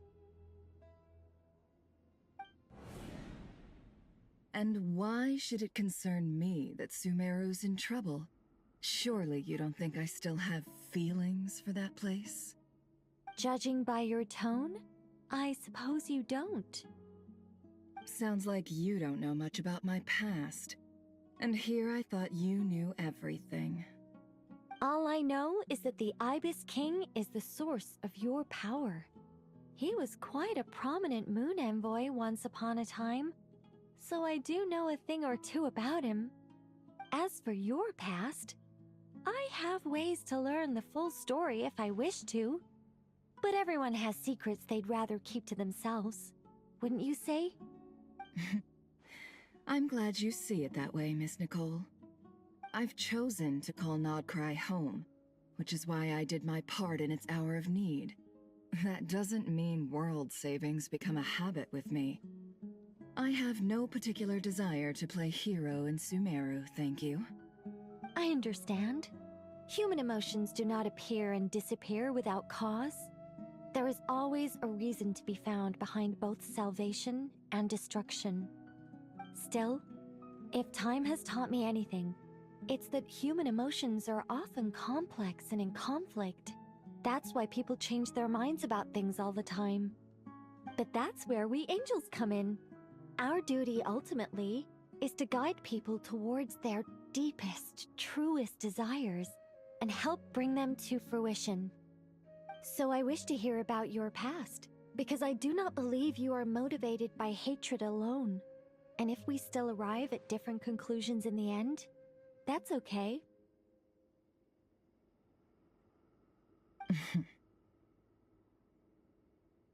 I refuse. Wait, what? But I set the atmosphere and everything. Isn't this supposed to be the moment when we finally open up to one another? Is it? Maybe I'm not so good at reading the atmosphere. You're right, Nicole. There's more to me than just hatred. Had it consumed me, I'd be left stuck in the past forever, never living in the present. But I don't think that your guidance can change my mind. The all-consuming sands, the bloodshed, both deserved and undeserved. Those old emotions cling to me like a shadow. Do you wish to shake them off? No. I hope to remember them forever. Those emotions and memories shaped me into the person I am today. They'll always be a part of me. In that case, would you like to hear my perspective, at least? Sure. It's not every day you get to hear an angel's opinion. A long, long time ago, when the angels still walked freely upon the earth, I found life tedious. Monotonous work, lukewarm relationships. Things weren't nearly as interesting as they are now. And yet, since the angel's demise, I have found myself missing those days on more than one occasion. Human emotions are often attached to a person, a place, or an object. When those things are gone, the memories quickly fade, and the emotions slip away along with them. If Sumeru were destroyed, both rainforest and desert would be no more. With the object of your hatred wiped from existence, it would not take long for the memories buried deep in your heart to slowly fade. Both love and hate are intense emotions, but they are nothing compared to the void left behind when they disappear. Most sophisticated, Miss Nicole. But anyone focused on the future could only ever applaud the destruction of the things they hate. Still, I'm a special case. Someone once told me that human memory is more selective than a Mora-hungry merchant choosing between customers. We all need a reality check once in a while, so we don't forget the truth. As much as I dislike Sumeru, this is no way for it to perish. All right, you win. I'll help you out a little, but I won't work for free. How much will you need? You're not gonna milk this for all it's worth, are you? What do you think? I'll be upfront with you. I don't have much more on me. If that's what you need, I could borrow some from Alice. Or perhaps I could pay in sculptures. The ones I carve are actually worth quite a lot. Just cover my travel expenses. Huh? Is that all? That's all. Given all the people I owe favors to, I can just about justify a trip to Sumeru. Yehoda! Here, boss! What do you need? I'm going back to Sumeru for a while. While I'm away, you'll be in charge of the curatorium. Me? I'm in charge? Whoa! Don't worry, boss. You can count on me! And that was how the ingenious Angel Nicole brought you the perfect person for the job in your hour of need. Hip hip hooray! That was far more detailed than necessary. Not lacking in embellishment either. I never thought I'd return. Especially not the desert. But life doesn't always go as planned, I suppose. What's Candace up to? I don't think I've seen her yet. She is still taking care of things in our village. Should be joining us before too long.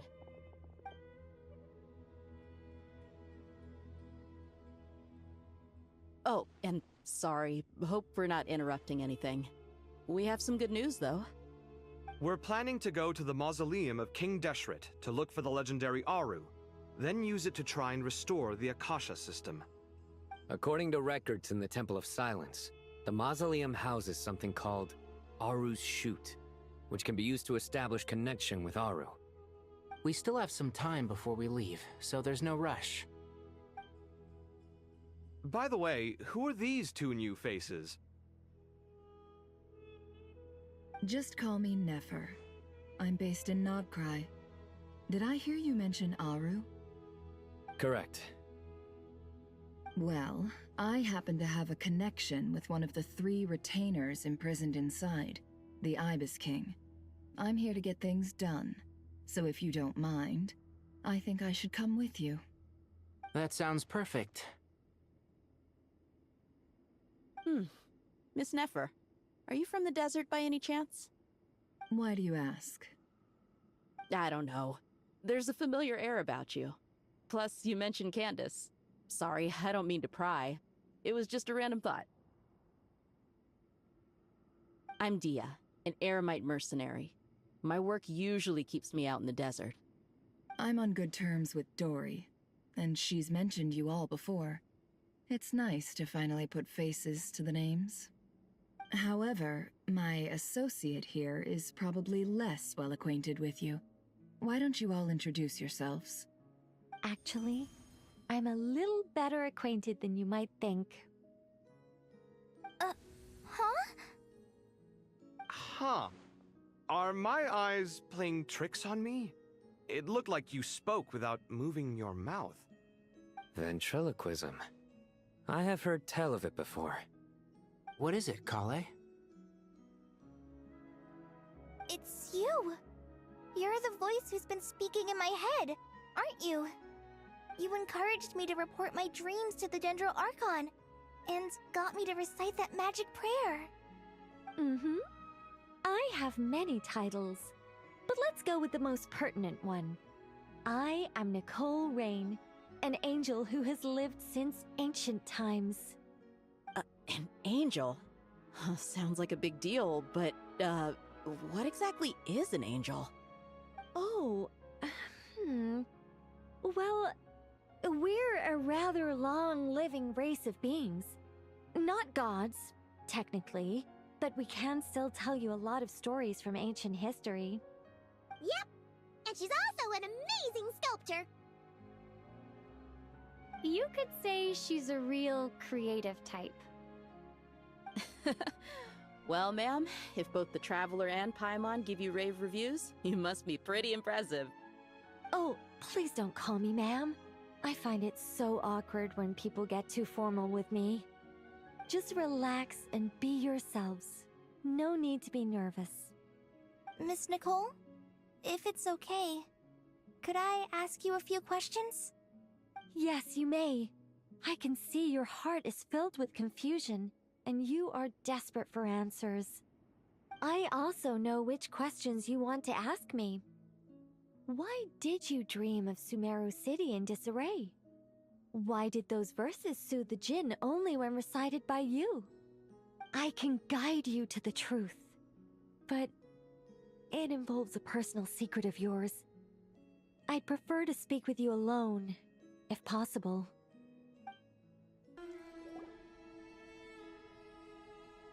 I thought we were going to speak alone. This is a lot more people than I was expecting. What's wrong with it? Even the doctors at Dar al-Shifa allow patients to be accompanied by family members. Well, if Kale doesn't mind her secret being revealed, I have no problem with it.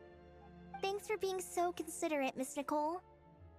I don't know what secret you mean, but whatever it is, there's no need for me to hide it from my closest friends. Closest friends? It's so nice to hear that. All right. In that case, I'll get right to it.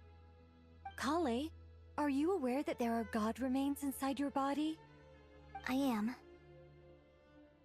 When I was young, I got sick with Elazar.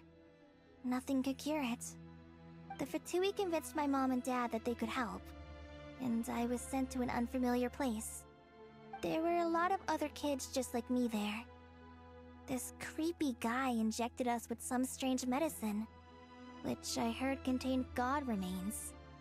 I can still remember the pain like it was yesterday. But thanks to the friends who've stuck by me all this time, I've gradually been able to overcome those memories.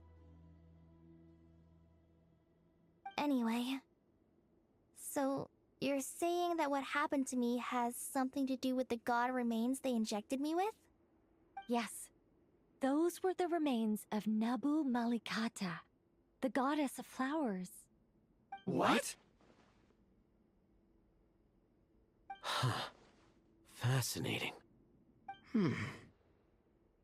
You don't seem surprised like the rest of us. Why?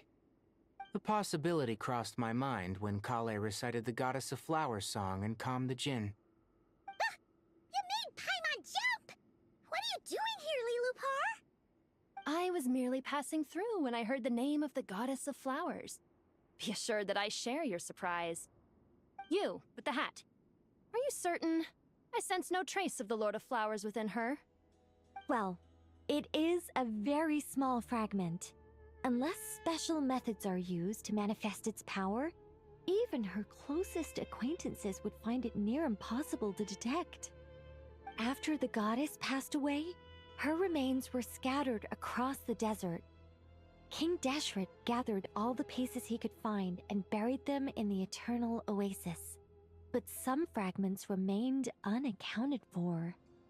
Eventually, the Fatui must have found a way to track some of them down. Presumably for use in some experiment. It's not an uncommon occurrence. You're more shaken than I thought. In one sense, you've been extraordinarily lucky. So many people who yearn for this kind of power never attain it, yet you have coexisted with her all this time without even realizing it. I don't know what to say. I'm glad that I could help everyone with this power, really. But knowing that a fragment of the Goddess of Flowers is inside my body is... it's a strange feeling. Well, people value their autonomy very highly. Even a well-intentioned intruder can shake one's sense of self. I understand how you feel, Kale. But once you get used to it, you'll find it's nothing to be concerned about. Huh. I guess you, of all people, have a good reason to speak on this. 2 good reasons, in fact. Incidentally, 3 is the maximum number of Hermanubis's Ba fragments that I could bear. Let me guess. Because 2's company, but 3's a crowd? Thanks for helping to explain the joke, Tainari. Not my intention. Goddess preserve me. I should take my leave. This boy in his wolf's head hat speaks much too differently from the Hermanubis I remember.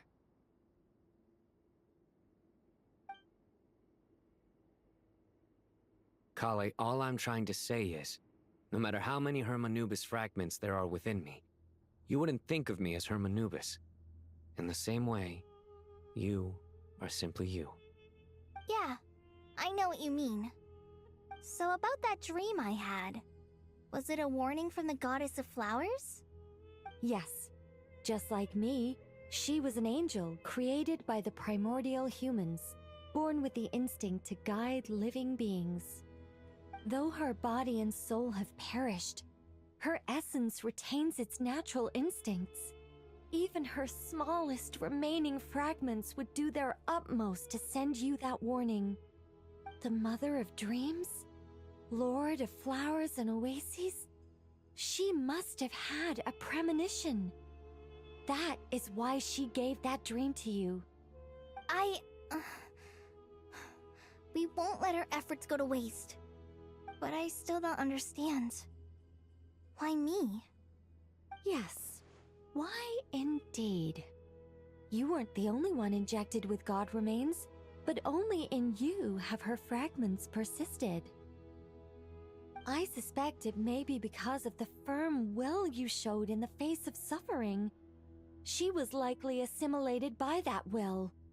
Of course, this doesn't mean you have to shoulder any extra responsibility.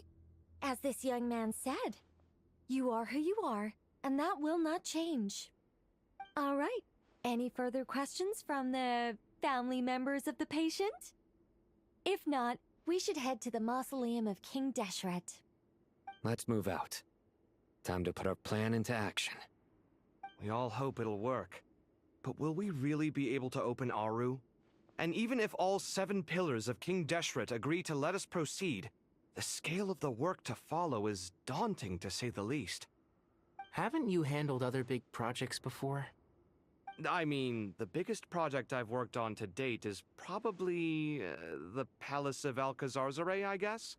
But this is orders of magnitude beyond that. It's a total nightmare. Look on the bright side. At least this time you're actually here when Sumeru needs you most. You won't have to come asking me for details after the fact. Mock me all you want. But now that I'm here, things will be resolved far more quickly and smoothly than last time. Kave's self-doubt disappeared in an instant. Like magic. Well, this confidence is most gladdening. Now, go and pack your things. We'll head to the mausoleum as soon as you're ready. Oh, Miss Nicole. I heard you're a very talented sculptor. Is that true? Oh, I don't know. I wouldn't want to blow my own trumpet.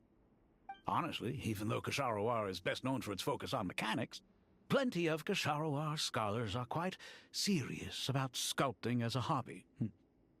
So if they rate your work, that's enough for us. We just have to take a look. Who's we? Myself and a few other scholars. Kashif, Daneshvar, come take a look. Oh, well, if you insist, I suppose there's no harm in showing you.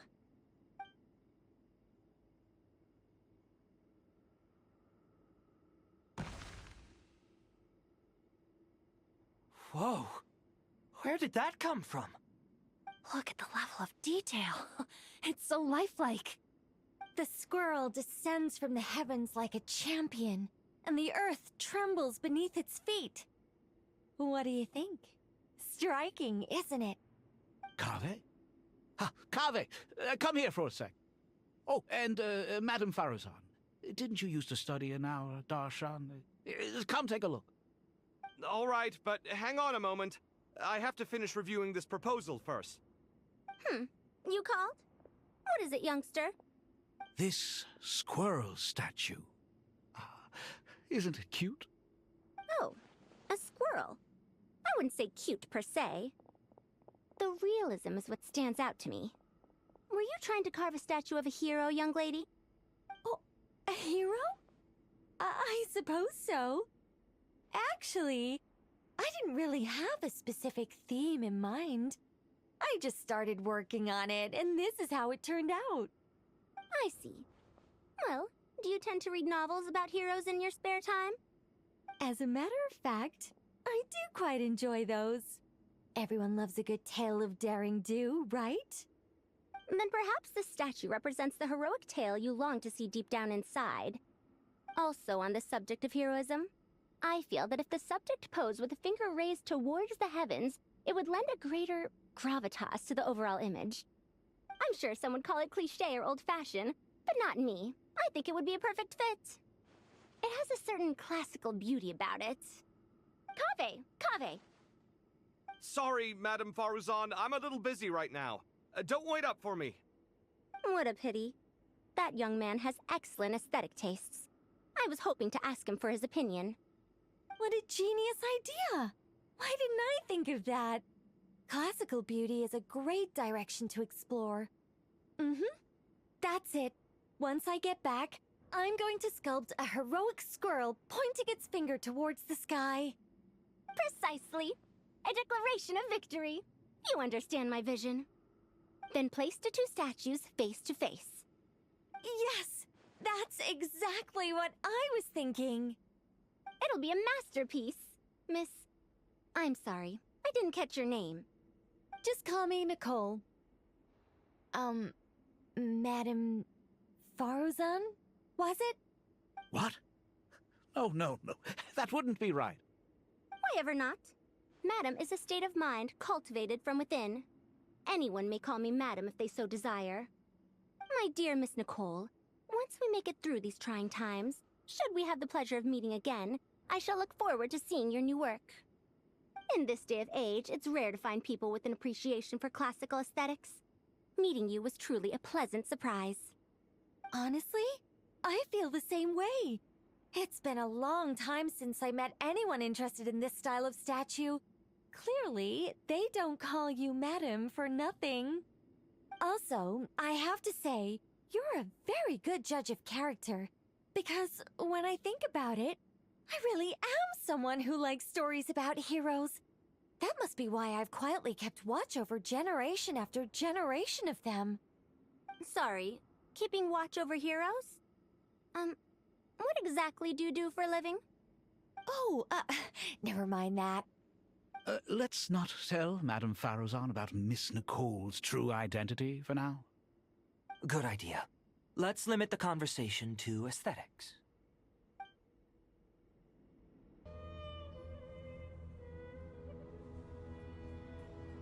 Why, we've not seen so many visitors ever, really. What is this place now, a tourist attraction? Ah, closer inspection reveals many familiar faces. To what do we dusty old fellows owe the honor? Surely you're not just here to chat. You surmise correctly. We are here to carry out a rather enormous project. Ho ho, enormous, you say? How large, then? Larger than the gaping void in our lives? Why, you've even put a smile on Goatee and Crocco's faces. All this activity is making for quite a special day.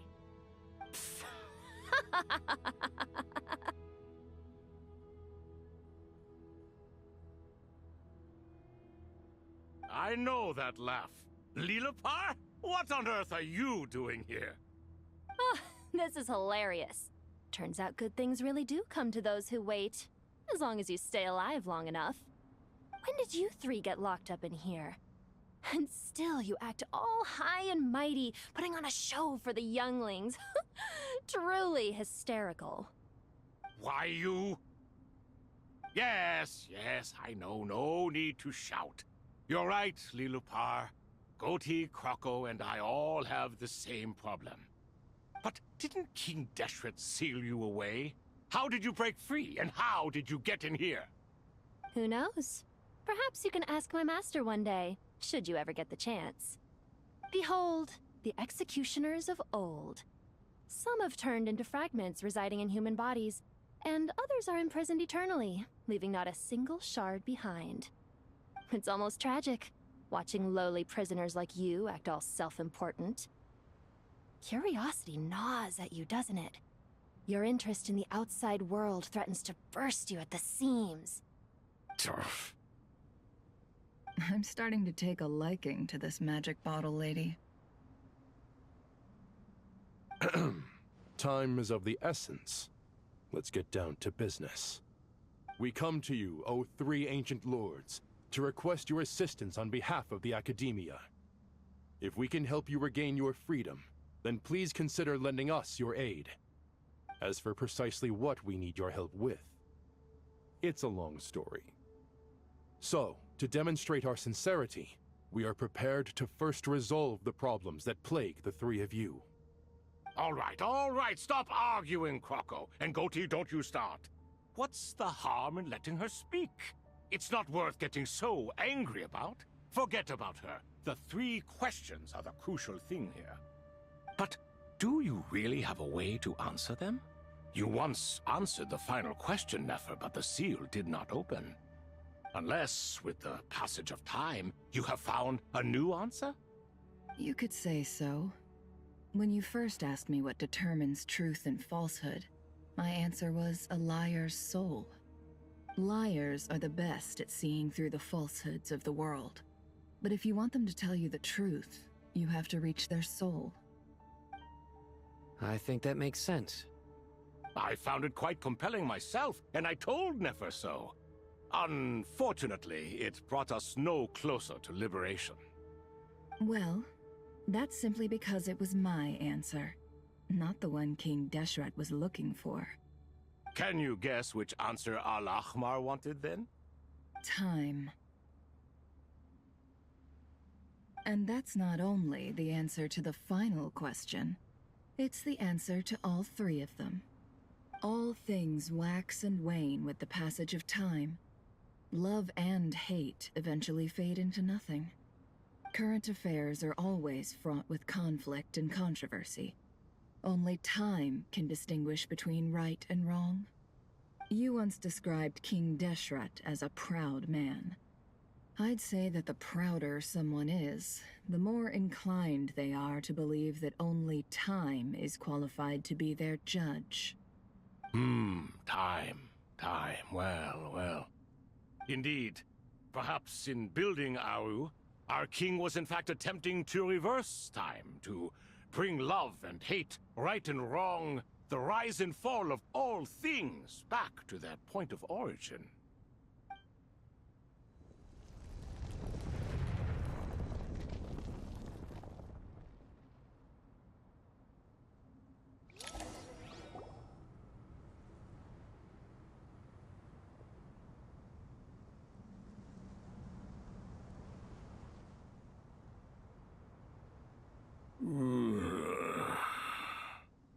This is the most eventful day I have experienced in a long time. You have my sincere gratitude. Are those 3 of the 7 pillars? Turns out the statues were quite faithful to the source. You 3 seem to be in good spirits. Prison can help a person grow and learn to cherish what they have.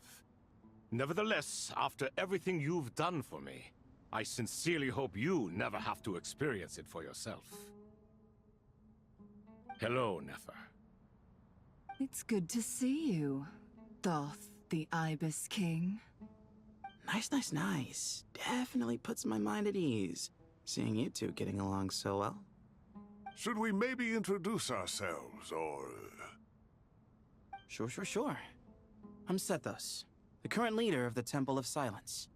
This is General Mahamatra Sino, and this is the former Spantamad sage, Cyrus. But I'm guessing none of that means a whole lot to you. Everything is equally new to us, in truth. We've been gone from this mortal world for longer than you can imagine. Let's hold off on the introductions for now. We can always ask Nefer about you later. It'll give me something to talk about with my chosen disciple. You're like a helpless parent. Gods and people of yore are not necessarily welcome in today's world. Self-awareness is one of my finest qualities. I thought I ought to share its fruits with you two. Is that so? Well, I think we'll take it in stride, just as we did with the 3 questions. Let's not forget, it was my persistence that won you both your freedom. Fair point. I have to applaud your persistence. And I must praise you for your wisdom. Now, state your wishes, young ones. I'm sorry? Why, your tremendous accomplishments deserve a reward, do they not? You must let us do something for you in return. General Mahamatra, what do you think? I won't beat around the bush. Sumeru is facing a crisis the likes of which have never been seen before. And we need your help.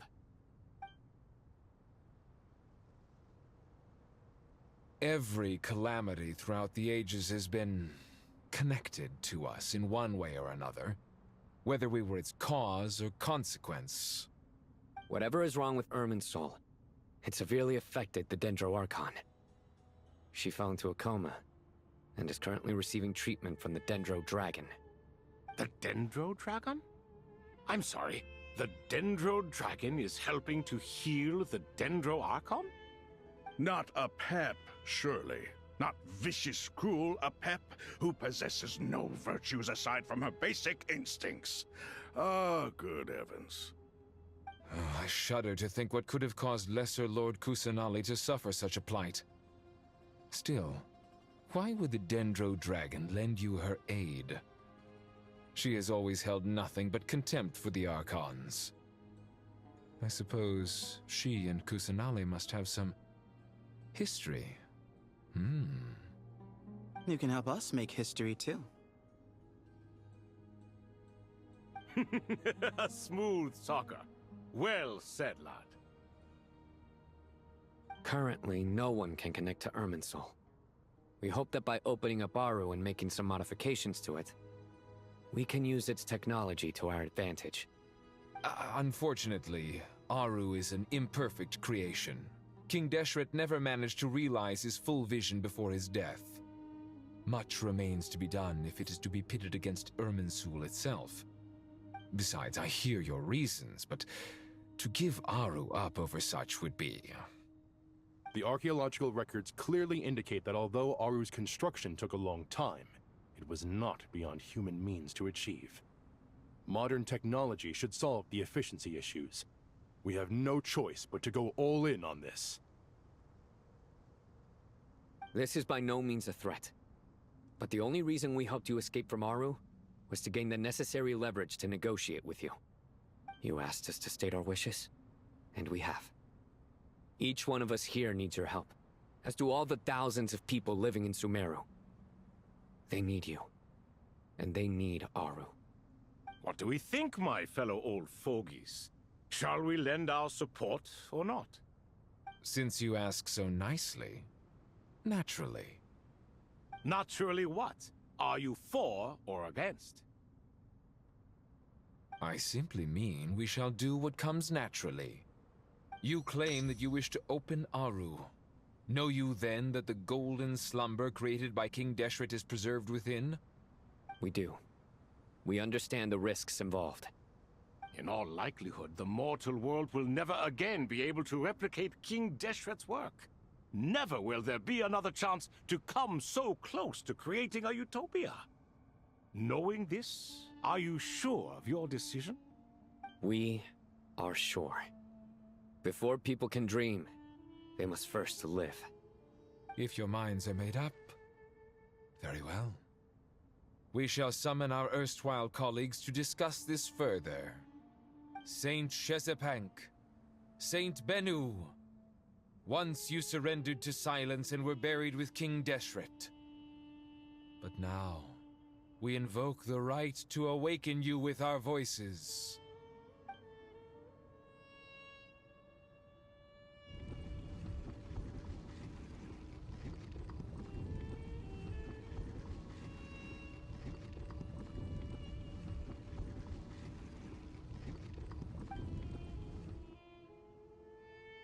Saint Bennu, responding to your call. 3 kings detected. Initiating autonomous will. Saint Shezbank, responding to your call. 3 kings detected. Initiating autonomous will. Ah, Lord Herreshoff. What a long time it has been. I trust you are keeping well. Then your trust in my well-being has long outlived your physical body. You have always opened with that same phrase, in life, death, and now even beyond. Al-Akmar is long gone. What is the reason for this meeting? You're awake? Good. We are voting on whether to give the people of present-day Sumeru access to Aru and permit them to perform technological renovations. You have the right to support or oppose the motion. Aru is the pride of Al-Ahmar. Opening Aru requires the unanimous consent of the 7 pillars. I hope you have a convincing reason to present to us. Sumeru is currently in the midst of a major calamity. Let us not forget that while Al-Ahmar was a stern ruler, he was also a teacher of wisdom. A god without his people shall cease to exist, and King Deshret's greatest wish was to provide protection for his people. Let us then honor our God King's wishes as we consider our decision. I do not mean to mock these proceedings, but what is the point of a unanimous vote when we know that the last of the 7 pillars, the Dendro Dragon Apep, will never communicate with us? This will no doubt surprise your mechanical mind, and I have no intention of trying to persuade you it is true. But Apep is, in fact, healing the Dendro Archon as we speak. Huh? Can someone attest to this? Do we have any proof? I ask the 3 kings. Can any of you vouch for the truth of this claim? Naturally, the Ibis King, Thoth. What? It was Thoth's disciples who revealed the truth to us. We need not debate its veracity. Simply let Thoth bear accountability. That way the rest of us may have a clear conscience. Harishef, you diabolical fiend! I awakened our former colleagues for you, supported your opinion, and backed your decision. What sort of fiend would do that? I miss the days when Hermanubis was still around. At times like this, he would offer to take accountability. What are you trying to say? Is my word worth less to you than Hermanubis's? Hypocrite though you are, Lord Thoth, you are humorous in equal measure. How could we bear not to associate with a character such as you? I, Saint Shezpank, approve the Goat King's proposal. Since King Deshret is no more, we shall receive no reprimand for acting beyond our remit. Nevertheless, I sincerely hope that those before us understand the significance of what they intend to do. Remember, the moment that Aru is liberated, the myriad souls residing within the Golden Slumber will return to the ley lines. And once the ley lines flow again, these souls shall in turn be received by Irminsul. To take this step is to bring the perfect afterlife created by our king to a permanent end. We understand that well, and we have decided to proceed regardless. Furthermore, the contemporary human perspective would contend that confining souls in this way is no act of benevolence. The deceased have a right to rest in peace. King Deshret's creation is clearly a place of rest and peace. It is just that many do not see it this way.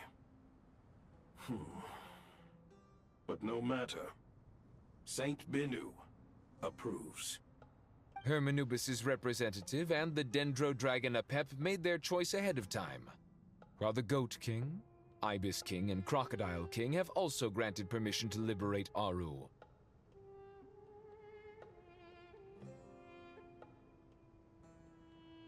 By the grace of His Majesty, guided by his wisdom and will, let the gates of Aru be reopened.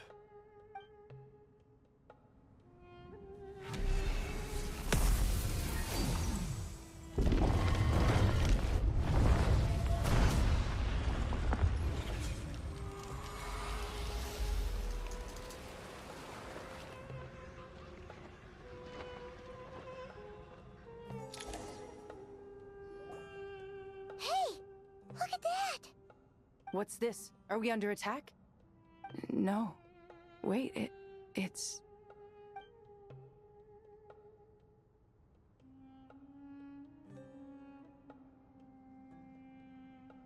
Here you are. Through the sands of time. I see you. Father. Father, is it really you?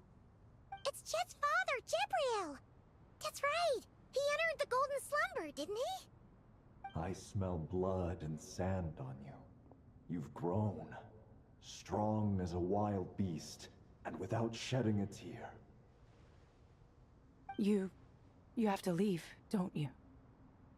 Please, just answer me this. What should I do for you? This meeting is a blessing from the gods. My soul, once imprisoned along with that of Semail, is finally free. I am truly grateful for the chance to see you again. That the dead should meet the living is itself a miracle. One brief, precious moment is enough. Enough to set my heart at ease. Do not weep for me, Jet. I know you will accomplish many great things in your life. You will go further and climb higher than I ever did. All I ask is that you take good care of yourself.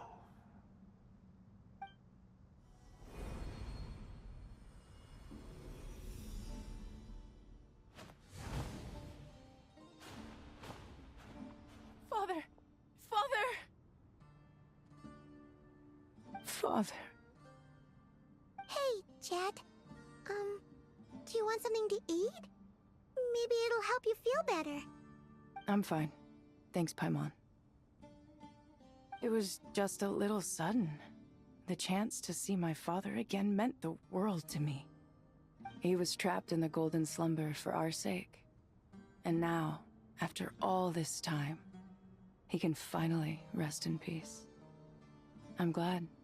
It's a huge relief. You've grown strong, Jet. More than enough to fend for yourself.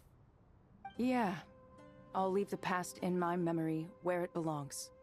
My family, the good times and the bad. Goodbye, Father.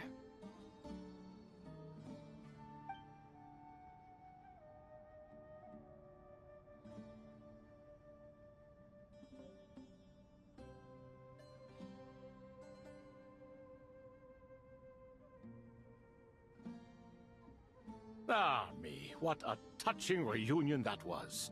It seems we did a good deed today. We three retainers, once imprisoned for our iniquity, are surely the least qualified to judge whether this deed is good or bad. Either way, Aru is open. Now you have your opportunity, and with it, whatever trouble may ensue. Although Aru was created by a god, human craftsmanship was nevertheless required to build the gate that connects it to this world. Perhaps the relationship between gods and humanity follows a similar principle. As for your proposed renovations, we cannot determine which functions to keep or discard. Proceed as you see fit, but please entrust the task to your most accomplished scholars, or Bennu will be most displeased. It matters not. The Ibis King shall be accountable if any problems arise. Ibis, you chose to take on disciples, and so it follows that you must accept the risks of associating with humans. If I'd known you'd be like this, I would have locked all of you away in Aru, never to leave again for all eternity. All of us? What does this have to do with me? Vilify me no further. Scholars, since you have liberated Aru, allow me to present you with a gift. Using Aru's power, we shall install a defense mechanism at our king's mausoleum. You must be guarded even against Irminsul itself. This shall afford you some convenience. Unseen and unheard. From this moment forth, none may by sight or hearing perceive anything said or done within the mausoleum.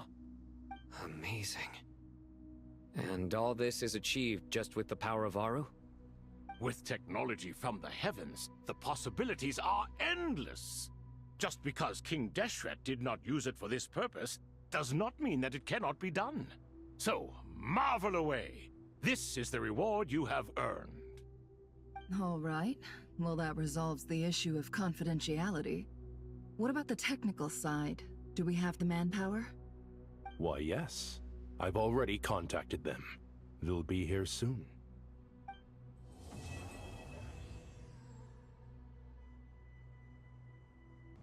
Do you hear that? Sounds like your teacher is scolding mine. Huh. Classic. Did you see her? She's a former Vahumana student who dropped out of the academia and went to Nodcry to work as an intel broker. There's more to her than meets the eye. How can you tell? Do the Matra have information on her? Some, but nothing telling. I'm basing it on the fact that she seems to be an expert liar. She can fool many with her words. A sixth sense for liars after investigating so many of them, I take it? Yep. What about you? What do you make of her? A little earlier, in the corner, I noticed she gave some supplies to Jet and had her deliver them to the main group. She's meticulous and highly observant. Besides, what was it you said? Making it to the top is no easy feat in any profession. Anyone who's at the top of their game has to have some sort of edge over others. It's true, but she's not the only one at the top of her game. I also am, and so are you. Sure, but What's to guarantee she won't overhear us talking about her? Don't worry. I have my methods. Sethos is distracting her. Ah, I see.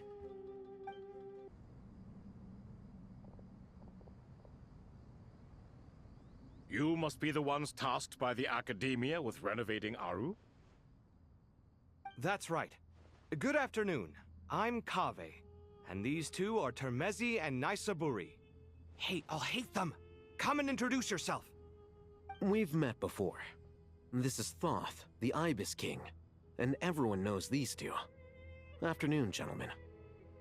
I've only ever seen these two in murals! Ah, the paintings in the temple. They show us chatting, playing cards, playing chess. Precisely the activities we most enjoy, funnily enough. No, only you enjoy playing chess. We were just humoring you. I wouldn't go that far. Back to the matter at hand. A preliminary assessment by the Academia indicates that this project requires expertise in various disciplines, including the deciphering of ancient texts, mechanical engineering, the restoration of ancient ruins, and elemental theory. The most capable minds in their respective fields are here before you. If there are no objections, we'd like to begin our work. The artisans who built Aru for Al-Ahmar gave their very lives to create this splendid work. Follow their example by giving your utmost devotion to this project. I didn't know that. We'll do our best, of course, but we certainly won't be sacrificing our lives. Such brazen words. Humans these days are a far cry from their ancestors. What little respect you show for King Deshret. No, that's not what he meant. Please, don't mind him. He shares your sentiments, just not your, penchant for hyperbole. Assuming that's what you were going for? I just think it's important to manage expectations. Forgive my lack of courtesy, but we simply can't sacrifice our lives to the gods on completion of the project like people in the legends of old. Here's a first draft of the project proposal for your perusal. Please let us know if you have any requests. Normally, I'd have made it look a lot more visually appealing, but we were really pressed for time on this occasion. I hope you'll forgive me if it's a little rough around the edges. Naturally. If my fellow ministers deem this meager display of respect sufficient, I suppose I can consider agreeing to their proposal. Why are you so preoccupied with the ostentatious displays of respect to Al-Ahmar? We should be trying to make things easy for them. You never know. We might have to rely on these young people to look after us in our old age. Exactly. This is Aru's mainframe. Be reminded to use it with great caution. We certainly will. Thank you for your assistance. You may attempt to lay out punishment should you so desire, though I'm afraid it would be futile. You and I both know that certain components of Aru can only be operated by humans. King Deshret always believed in humanity. Still, the reason that Aru's modules are designed that way is not so much because he trusted them, but more because he was wary of you. Is that true? No wonder human artisans helped to build Aru then. He actually required human assistance to create his greatest work. Naturally. Have you noticed that the Goat King keeps giving superficial responses? It's like he's just going through the motions and leaving the real debate to his colleagues. He understands the art of perfunctory speech. That's what earned him his position as the Minister of Ministers. It seems the rumors about King Deshret being a poor judge of character are baseless after all. Excuse me for being blunt, but it sounds suspiciously like you're putting yourself on a pedestal and mocking me. You're mistaken. And while there's nothing strictly wrong with making every conversation about yourself, it's not exactly a positive tendency either. You? Whatever. I knew it'd be like this working with you. All right, let me past. I need to look at this console. It's your job to activate it after all. Let's begin.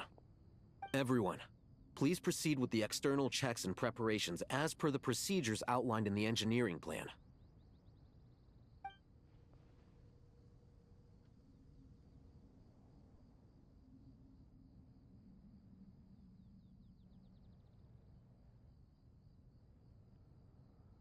Hello there, youngsters.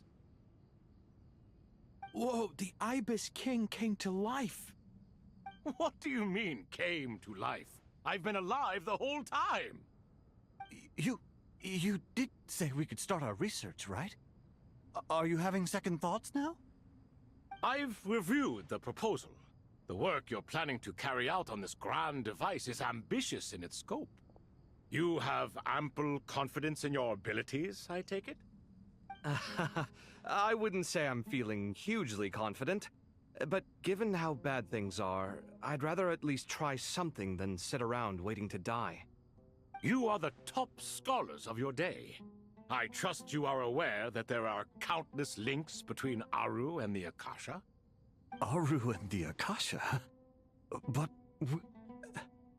I thought the Akasha was the Academia's greatest technological accomplishment, created years ago by the Dendro Archon to help her people access knowledge. And you too? Do you not know either? You've read the instruction manual, right? You tell them. An instruction manual? The Akasha has an instruction manual? The Dendro Archon is a kind and thoughtful god indeed. It used to sit on a shelf in the corner at the House of Dana. Not the most popular read.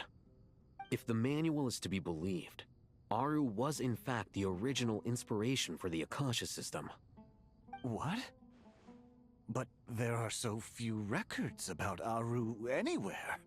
And practically none of these scientific expeditions into the desert had anything to do with it.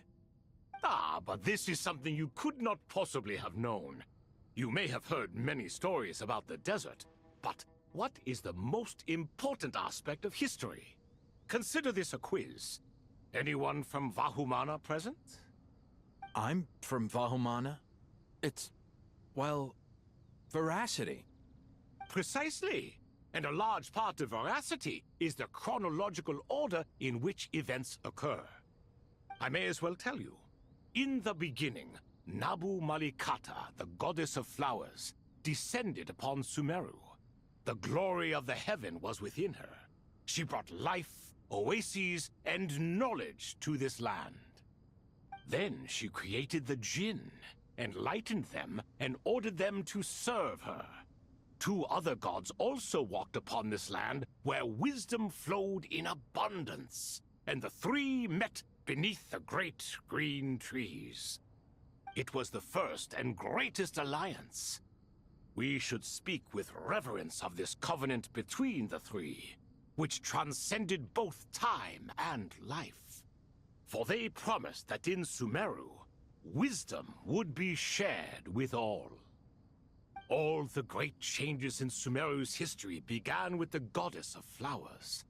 For King Deshret's sake, she pried into the secrets of Celestia, and for this was burned to ashes by the flames of wrath. So grieved was King Deshret by her passing, that he lost all interest in state affairs, and devoted himself instead to the knowledge that she had brought back. It was after learning of the technology from that floating island in the sky that he first conceived of Aru. And so, the Akasha was inspired by Aru, while the basis for Aru itself came from Celestia's technology. Well, if the 2 share a common technological origin, then connecting one system to the other is an entirely feasible idea. Unbelievable. Have you no reverence at all for celestial technology? No, I do, but there's no time for that. The schedule is too tight. Blame it on the deadline. Perhaps you could try coming up with our cutoff dates. You know what it's like having to turn around 5 different drafts in one day? I wouldn't wish it on my worst enemy. Yeah, also, Sir Ibis, King, you don't plan on getting directly involved at all, do you? Yes, well, you strike us more as having come to give a popular science lecture. Or, wait, does this count as more of a first-hand witness statement? Neither.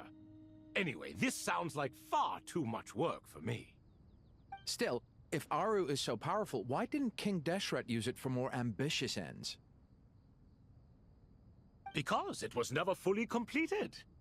King Deshret had grand plans, but he perished before they could come to fruition. In the beginning, his wish was to create something that could rival the very world itself. The Lord of Flowers sacrificed everything for that ambition. What he desired, she bestowed, and thus was knowledge brought into the world. Her courage and sacrifice had to be honored with the most splendid of monuments, or King Deshret would surely have deemed it a grave injustice. And that monument, built from knowledge and technology, etched with a sacrificial and courageous love, even in its unfinished form, it deserves to be treasured. At that time, King Deshret said the following to the Lord of Dendro. Since we share an eternal covenant, I shall never be your enemy. Hence, the fruit of wisdom from the heavens is not to be devoured. Remember, it is not that I lack the power to become the enemy of wisdom. Yet you and she have taught me much and shown me kindness. For this, I cherish you both. In the end, Aru was only used to store a portion of the souls. It was but a primitive form of the masterwork the king had envisaged. His final hope for Aru was to return to the past, when she yet lived. So the point you're making is, King Deshret was both powerful and ambitious, and he only ceased his imperious ways out of affection for the Goddess of Flowers and the Dendro Archon. You could see this as an act of mercy, but you could also see it as the sentiments that lay between these three gods placing constraints on him. This was, after all, the foundation of the alliance between them. This explains why Aru was both a prison and a monument, and why the answer to the three questions was time. You have to be careful who you get involved with, or you invite all manner of misfortune. This is as true for gods as it is for humans. Love is the same. It is both a prison and a monument. All right, let us pause the story here for now. Seeing as you've been so diligent, I'll offer a little help. Who's in charge again? Is it you two? Ah, yes, me and him. Now then, close your eyes. Wisdom hides in the space between the tangible and the intangible. It is to convey the incommunicable through the simplest of mediums. By the power of King Deshret, I shall grant you a glimpse into the unseen secrets that lie at the threshold of existence.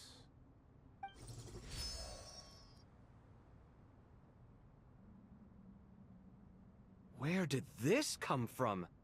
Is it a new mechanism? It looks more like some form of externalized information. You've rendered it visible?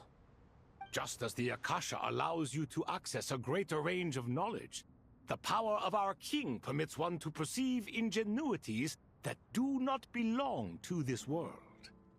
This is no ordinary mechanism. It reflects the internal structure of Aru. Whether you choose to increase or decrease, keep or discard. Come, use these to achieve the outcome you desire. Looks mechanical to me. Better let me handle it, just in case. But wait, how do I get up there? Turn around. So that's where the elevator is!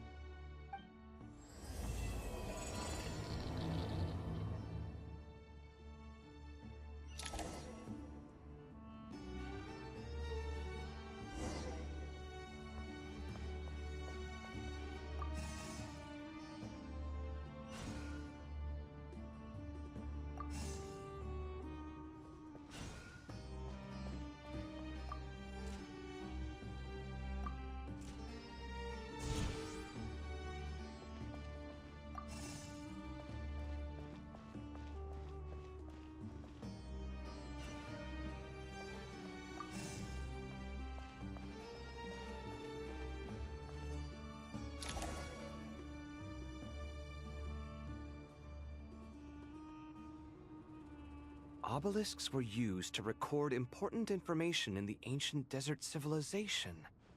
Hey, Alhaitham, there's some writing here I'll need you to decipher. I've sent it to your screen. Do you see it? Got it. It's a little blurry, but I should manage. Take a look and tell me what it says. Oh, and I'll send any other similar text directly to you from now on. Let's start with this one. It's a variant of an older script. Herein lie verses written for the Yellow Sands. Looks like cultural information from the age of King Deshret. If so, I suggest you delete it. Words thrown together merely for fun. I had no idea Aru kept a record of this. Well, as long as you're certain that this is strictly private information, that's fine. It is unimportant. All right, well, I guess I'll start now.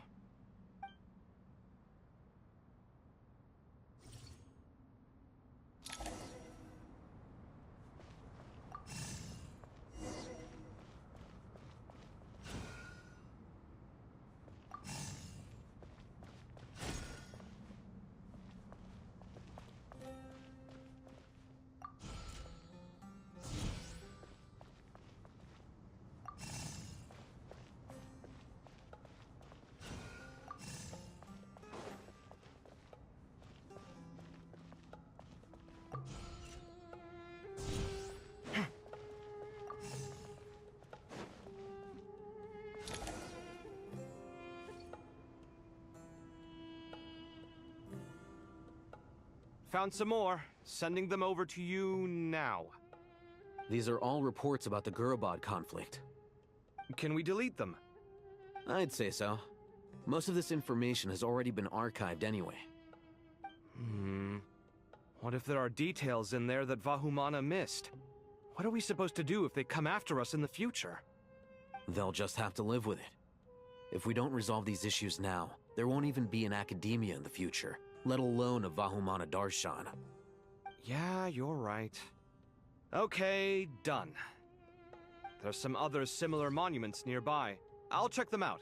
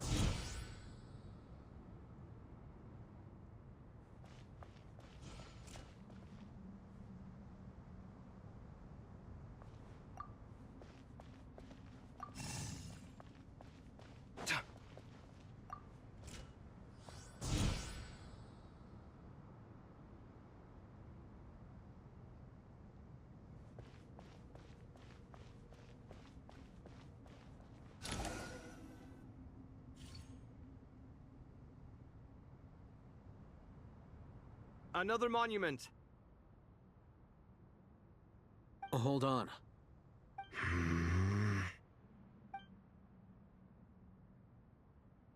You're still reading it? How long is it? It records the development and governance of the Oasis civilization. Most of it concerns the Jinn, but it also contains records left by the artisans who built Aru. Is it important? Some of it. There was no way for me to read the whole thing in its entirety, so I had to rely on my intuition to pick the parts worth keeping. What about the artisans' records? What do they mention? They're speculations, mostly. For instance, they were wondering how to protect themselves if King Deshret decided to silence them after the construction of Aru was complete. Sounds like pure mythology to me. Surely that kind of thing didn't really happen. The records do emphasize that this was merely their conjecture based on various myths. Still, the artisans did leave details of their plans to survive, including blueprints for their escape route. Even that got recorded?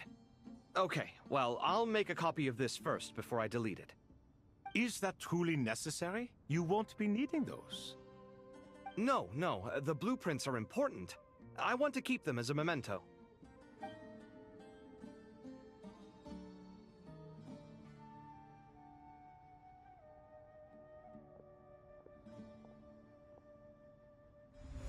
I think that should just about do it. It meets the requirements of the contingency plans, so we should be good. I gotta say, it's the strangest feeling, this cross between reality and the intangible. It's like drifting between life and death, or in and out of a dream, using my own hands to manipulate illusions that are forever out of reach. Chasing dreams in the most literal sense. Definitely a novel experience. What happens if my spirit just floats away? That won't happen. Anyway, I wouldn't celebrate just yet if I were you. There's likely to be a phase 2 of this project. All right. I'd better keep my wits about me then. How's it going? Are things progressing smoothly? Well enough, I suppose. You know how it is. The work itself is only half the problem. The other half is having to work with Alhaitham. I'm sure the feeling is mutual. Honestly, though, I thought you two had already worked things out. As if. Turns out working closely together is the best way to expose any tensions lurking beneath the surface. Besides, I just think that some people never change. Agreed. Case in point, you didn't make sure I was out of earshot before you started complaining about me. Old habits die hard. Actually, this is for your own good. Maybe if you spend a little more time listening to what other people have to say, you might actually realize that you're the problem. Naivete is another old habit of yours. I had assumed that you both volunteered for this project, like us forest rangers. But now I'm getting the sense that wasn't the case. Definitely not. We were assigned to it by Lesser Lord Kusanali and Nephis. As much as I'd love to be doing normal work for normal clients, these Titan projects are all that's on offer right now. Though I'm sure they wouldn't be roping us in if they had any better options. Just goes to show how short-staffed the academia really is.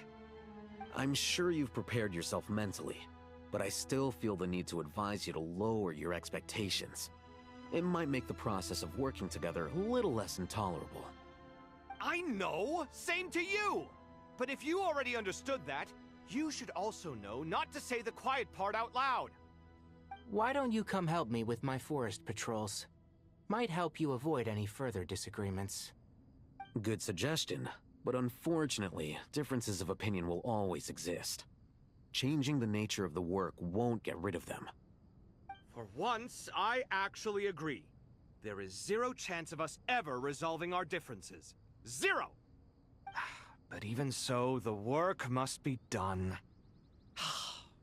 Care for some coffee? I'm glad to see you making progress.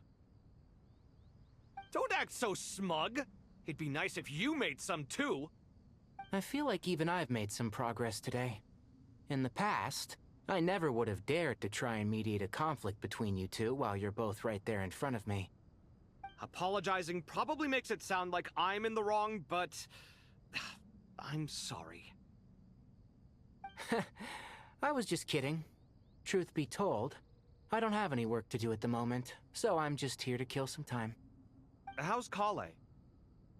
She's studying with Nicole. I'm not sure how she's getting along, but she seems to be in good spirits at least. I wouldn't worry. Angelic affairs are probably above your pay grade anyway. I know what you mean, but Sino and I are still a little concerned for her. He said he'd go keep Kale company after he's finished training the mercenaries. I'm planning to join them myself shortly. Kale will be okay. Have faith in her. Even we can see how much more confident and outgoing she's become in these past few years. Thanks to you and Sino being there for her and providing guidance every step of the way, she can finally stand on her own 2 feet. On her own 2 feet. Does it feel bittersweet? Watching the younger generation grow up and move on? No, not yet, at least. I was just thinking, I wish there was more I could do for everyone. She'll be fine. Yeah, she will. Just try to relax.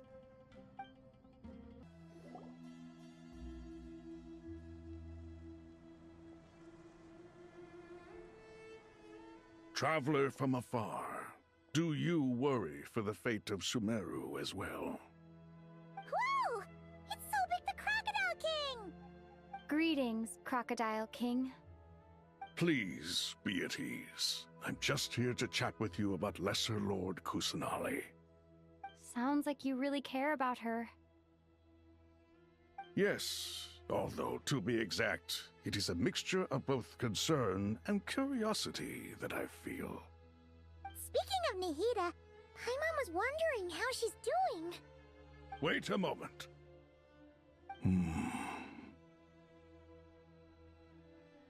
What is it?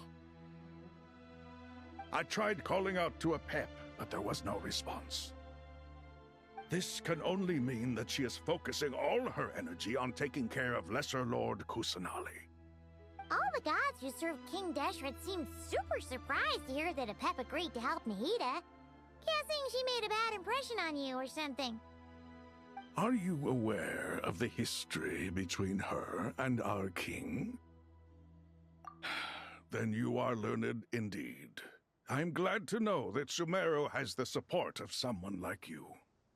At the end of his life, King Deshret tricked the Dendro Dragon into swallowing him whole, leaving her to bear the torment of his sins.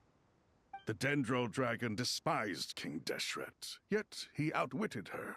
Rather than bringing disaster to the land, he chose to deceive her and thereby ensure his annihilation.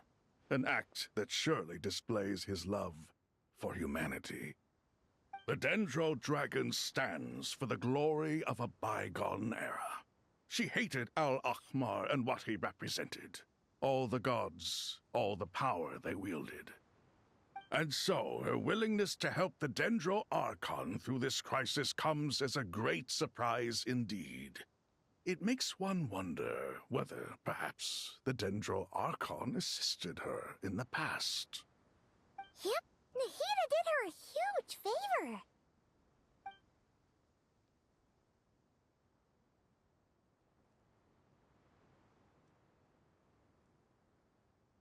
So Lesser Lord Kusanali put an end to the Dendro Dragon's many long years of torment. As much as she loathes the Seven, a pep knows kindness when she sees it. No wonder she was willing to make an exception. Yeah, that's the sense we got from dealing with her too. She is not incapable of coexisting with other living things. Rather, she actively chooses to avoid coexistence. And this despite the fact that she symbolizes life itself. How ironic. All of this being said, I wouldn't expect too much from her if I were you. Nothing will change her hatred towards humanity and gods. We'll keep that in mind. Anyway, how much longer do you think Nahida needs to stay with the pep? For all we know, the Fatui might still be in the desert. Just to be on the safe side, why don't we grab anyone who isn't busy right now and go look for her? I'm alright, Paimon. Huh? Was that Nahida's voice? It seems the treatment was effective. Since when do my deeds require your evaluation?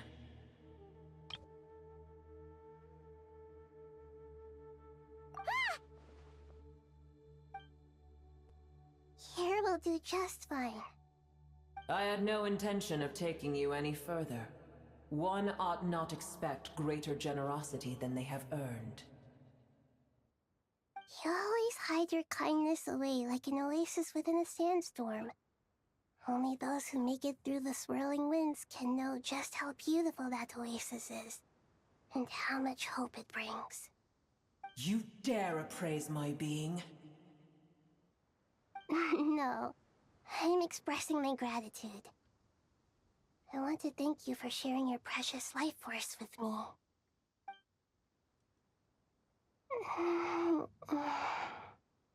Awake already? You are more resilient than I thought. Pep. I feel much better. Thank you. Gods and their gratitude mean little to me. I would rather you give me your assurance that the situation with Irminsul and Sumeru's ley lines will be competently managed. If I suffer any ill effects from the ley lines, you, as the god of this land, will be held responsible. And you would not enjoy being held to account by me. I understand what you require, but I would assume this task even if you did not demand it. Sumeru is my responsibility. I must resume my duties as soon as possible. A farcical notion. God of Sumeru, I hope you realize how unextraordinary your strength is. And yet, maybe it is precisely what defines me. A god of wisdom is not meant to rule by force. Then hold steady. We go forth. Well, I'll be. Is that a pep?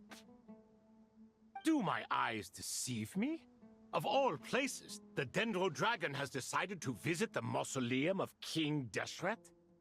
I see that after all this time, El Ahmar's menagerie of ministers remain as vile as ever. It's a pleasure, Dendro Dragon. Had you arrived but a little sooner, you might have attended a meeting of the Seven Pillars. What a nauseating thought. You are not the first insects I have had the displeasure of dealing with today. A swarm of them tugged on my tail on my way over. Goodness knows what hovels they crawled from. Why do all the creatures of this world remain so lowly after all this time? What did you do with them? I cast them away. What would you have me do? Keep them as trinkets? Boer, this is where we shall part ways. To be clear, I do not wish to see you or anyone else here ever again, unless absolutely necessary. Then I wish you peace as you return to your dwelling place. It matters not to me. Simply refrain from bothering me again.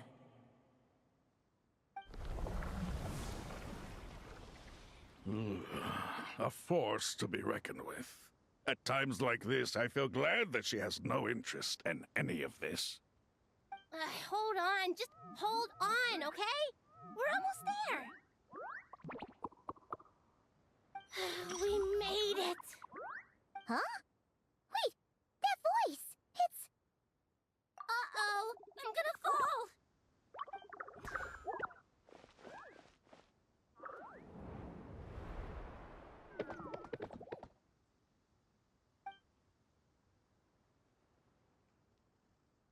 Well, that's a relief. A pair of safe hands indeed. The Dendro Archon's familiars. They are the last thing I expected to see here. Huh? Wait, what are the Aranara doing here?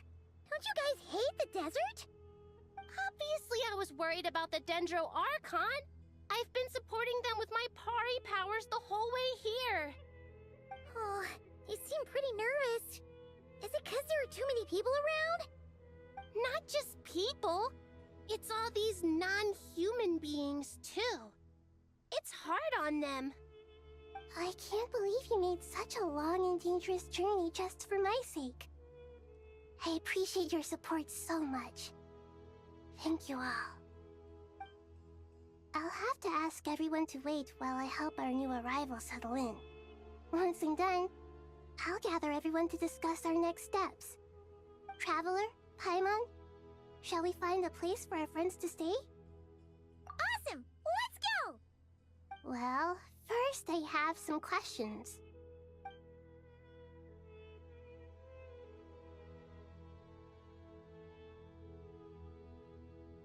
Okay, I think that covers everything. Thank you. We can get going now.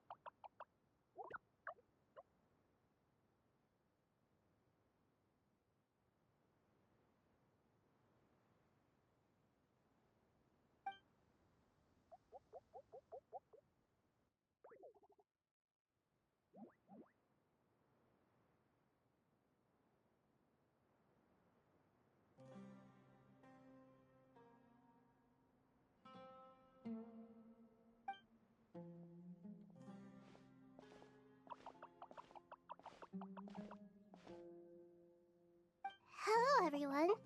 It's only us.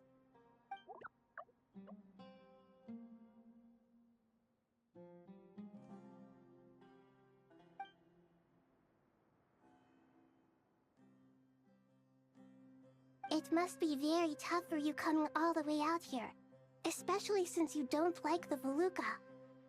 Is everyone back in Purana doing well?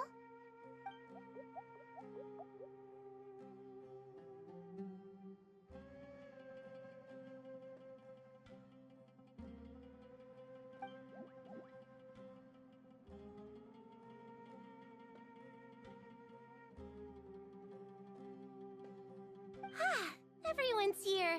Good. Are you okay? You look like you were about to pass out back there. Then you're forgetting who I am. Don't underestimate me.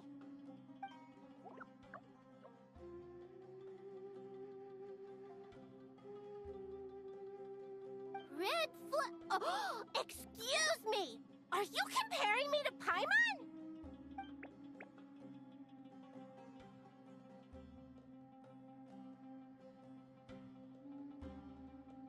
I suppose everyone is gathered here because of me.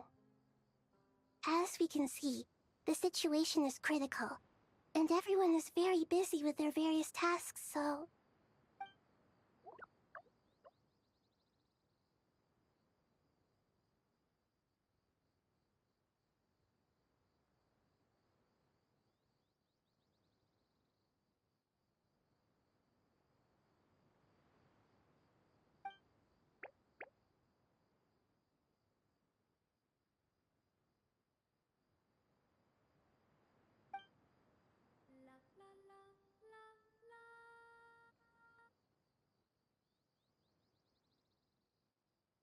I can't thank you enough. Right now, we're focused on restructuring Aru, processing excess information, and helping restore everyone's confidence. I'm sure you'll find it all very straightforward. I can help too! Just let me know where I'm needed.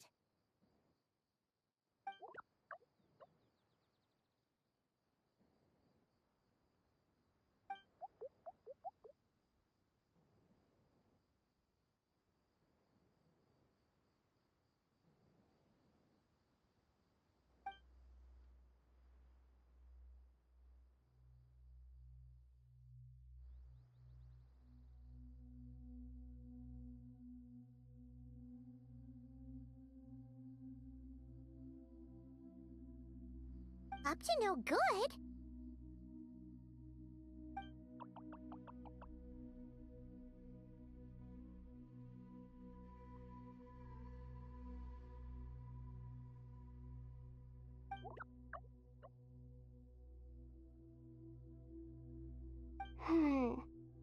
That definitely sounds suspicious. Traveler, Paimon, I have other work to attend to here that needs to take priority. Could I trouble you to investigate the situation Arabalika spoke of? No problem. Leave it to us! Thank you. I'm counting on you.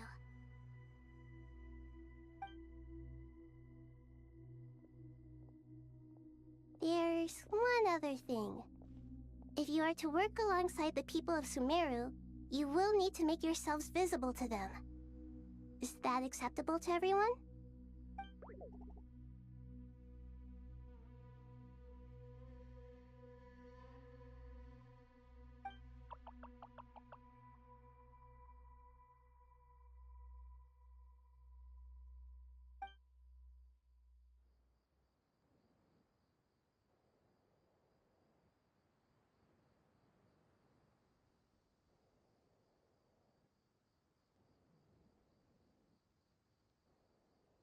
There's nothing to fear. No one here will hurt you. But if you do feel afraid, don't worry. Just call my name and I'll be there.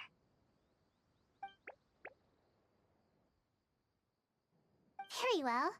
Now, I shall bestow a small blessing upon you all. Whenever people see you and interact with you, from the moment their gaze meets yours, they will experience the most beautiful of dreams.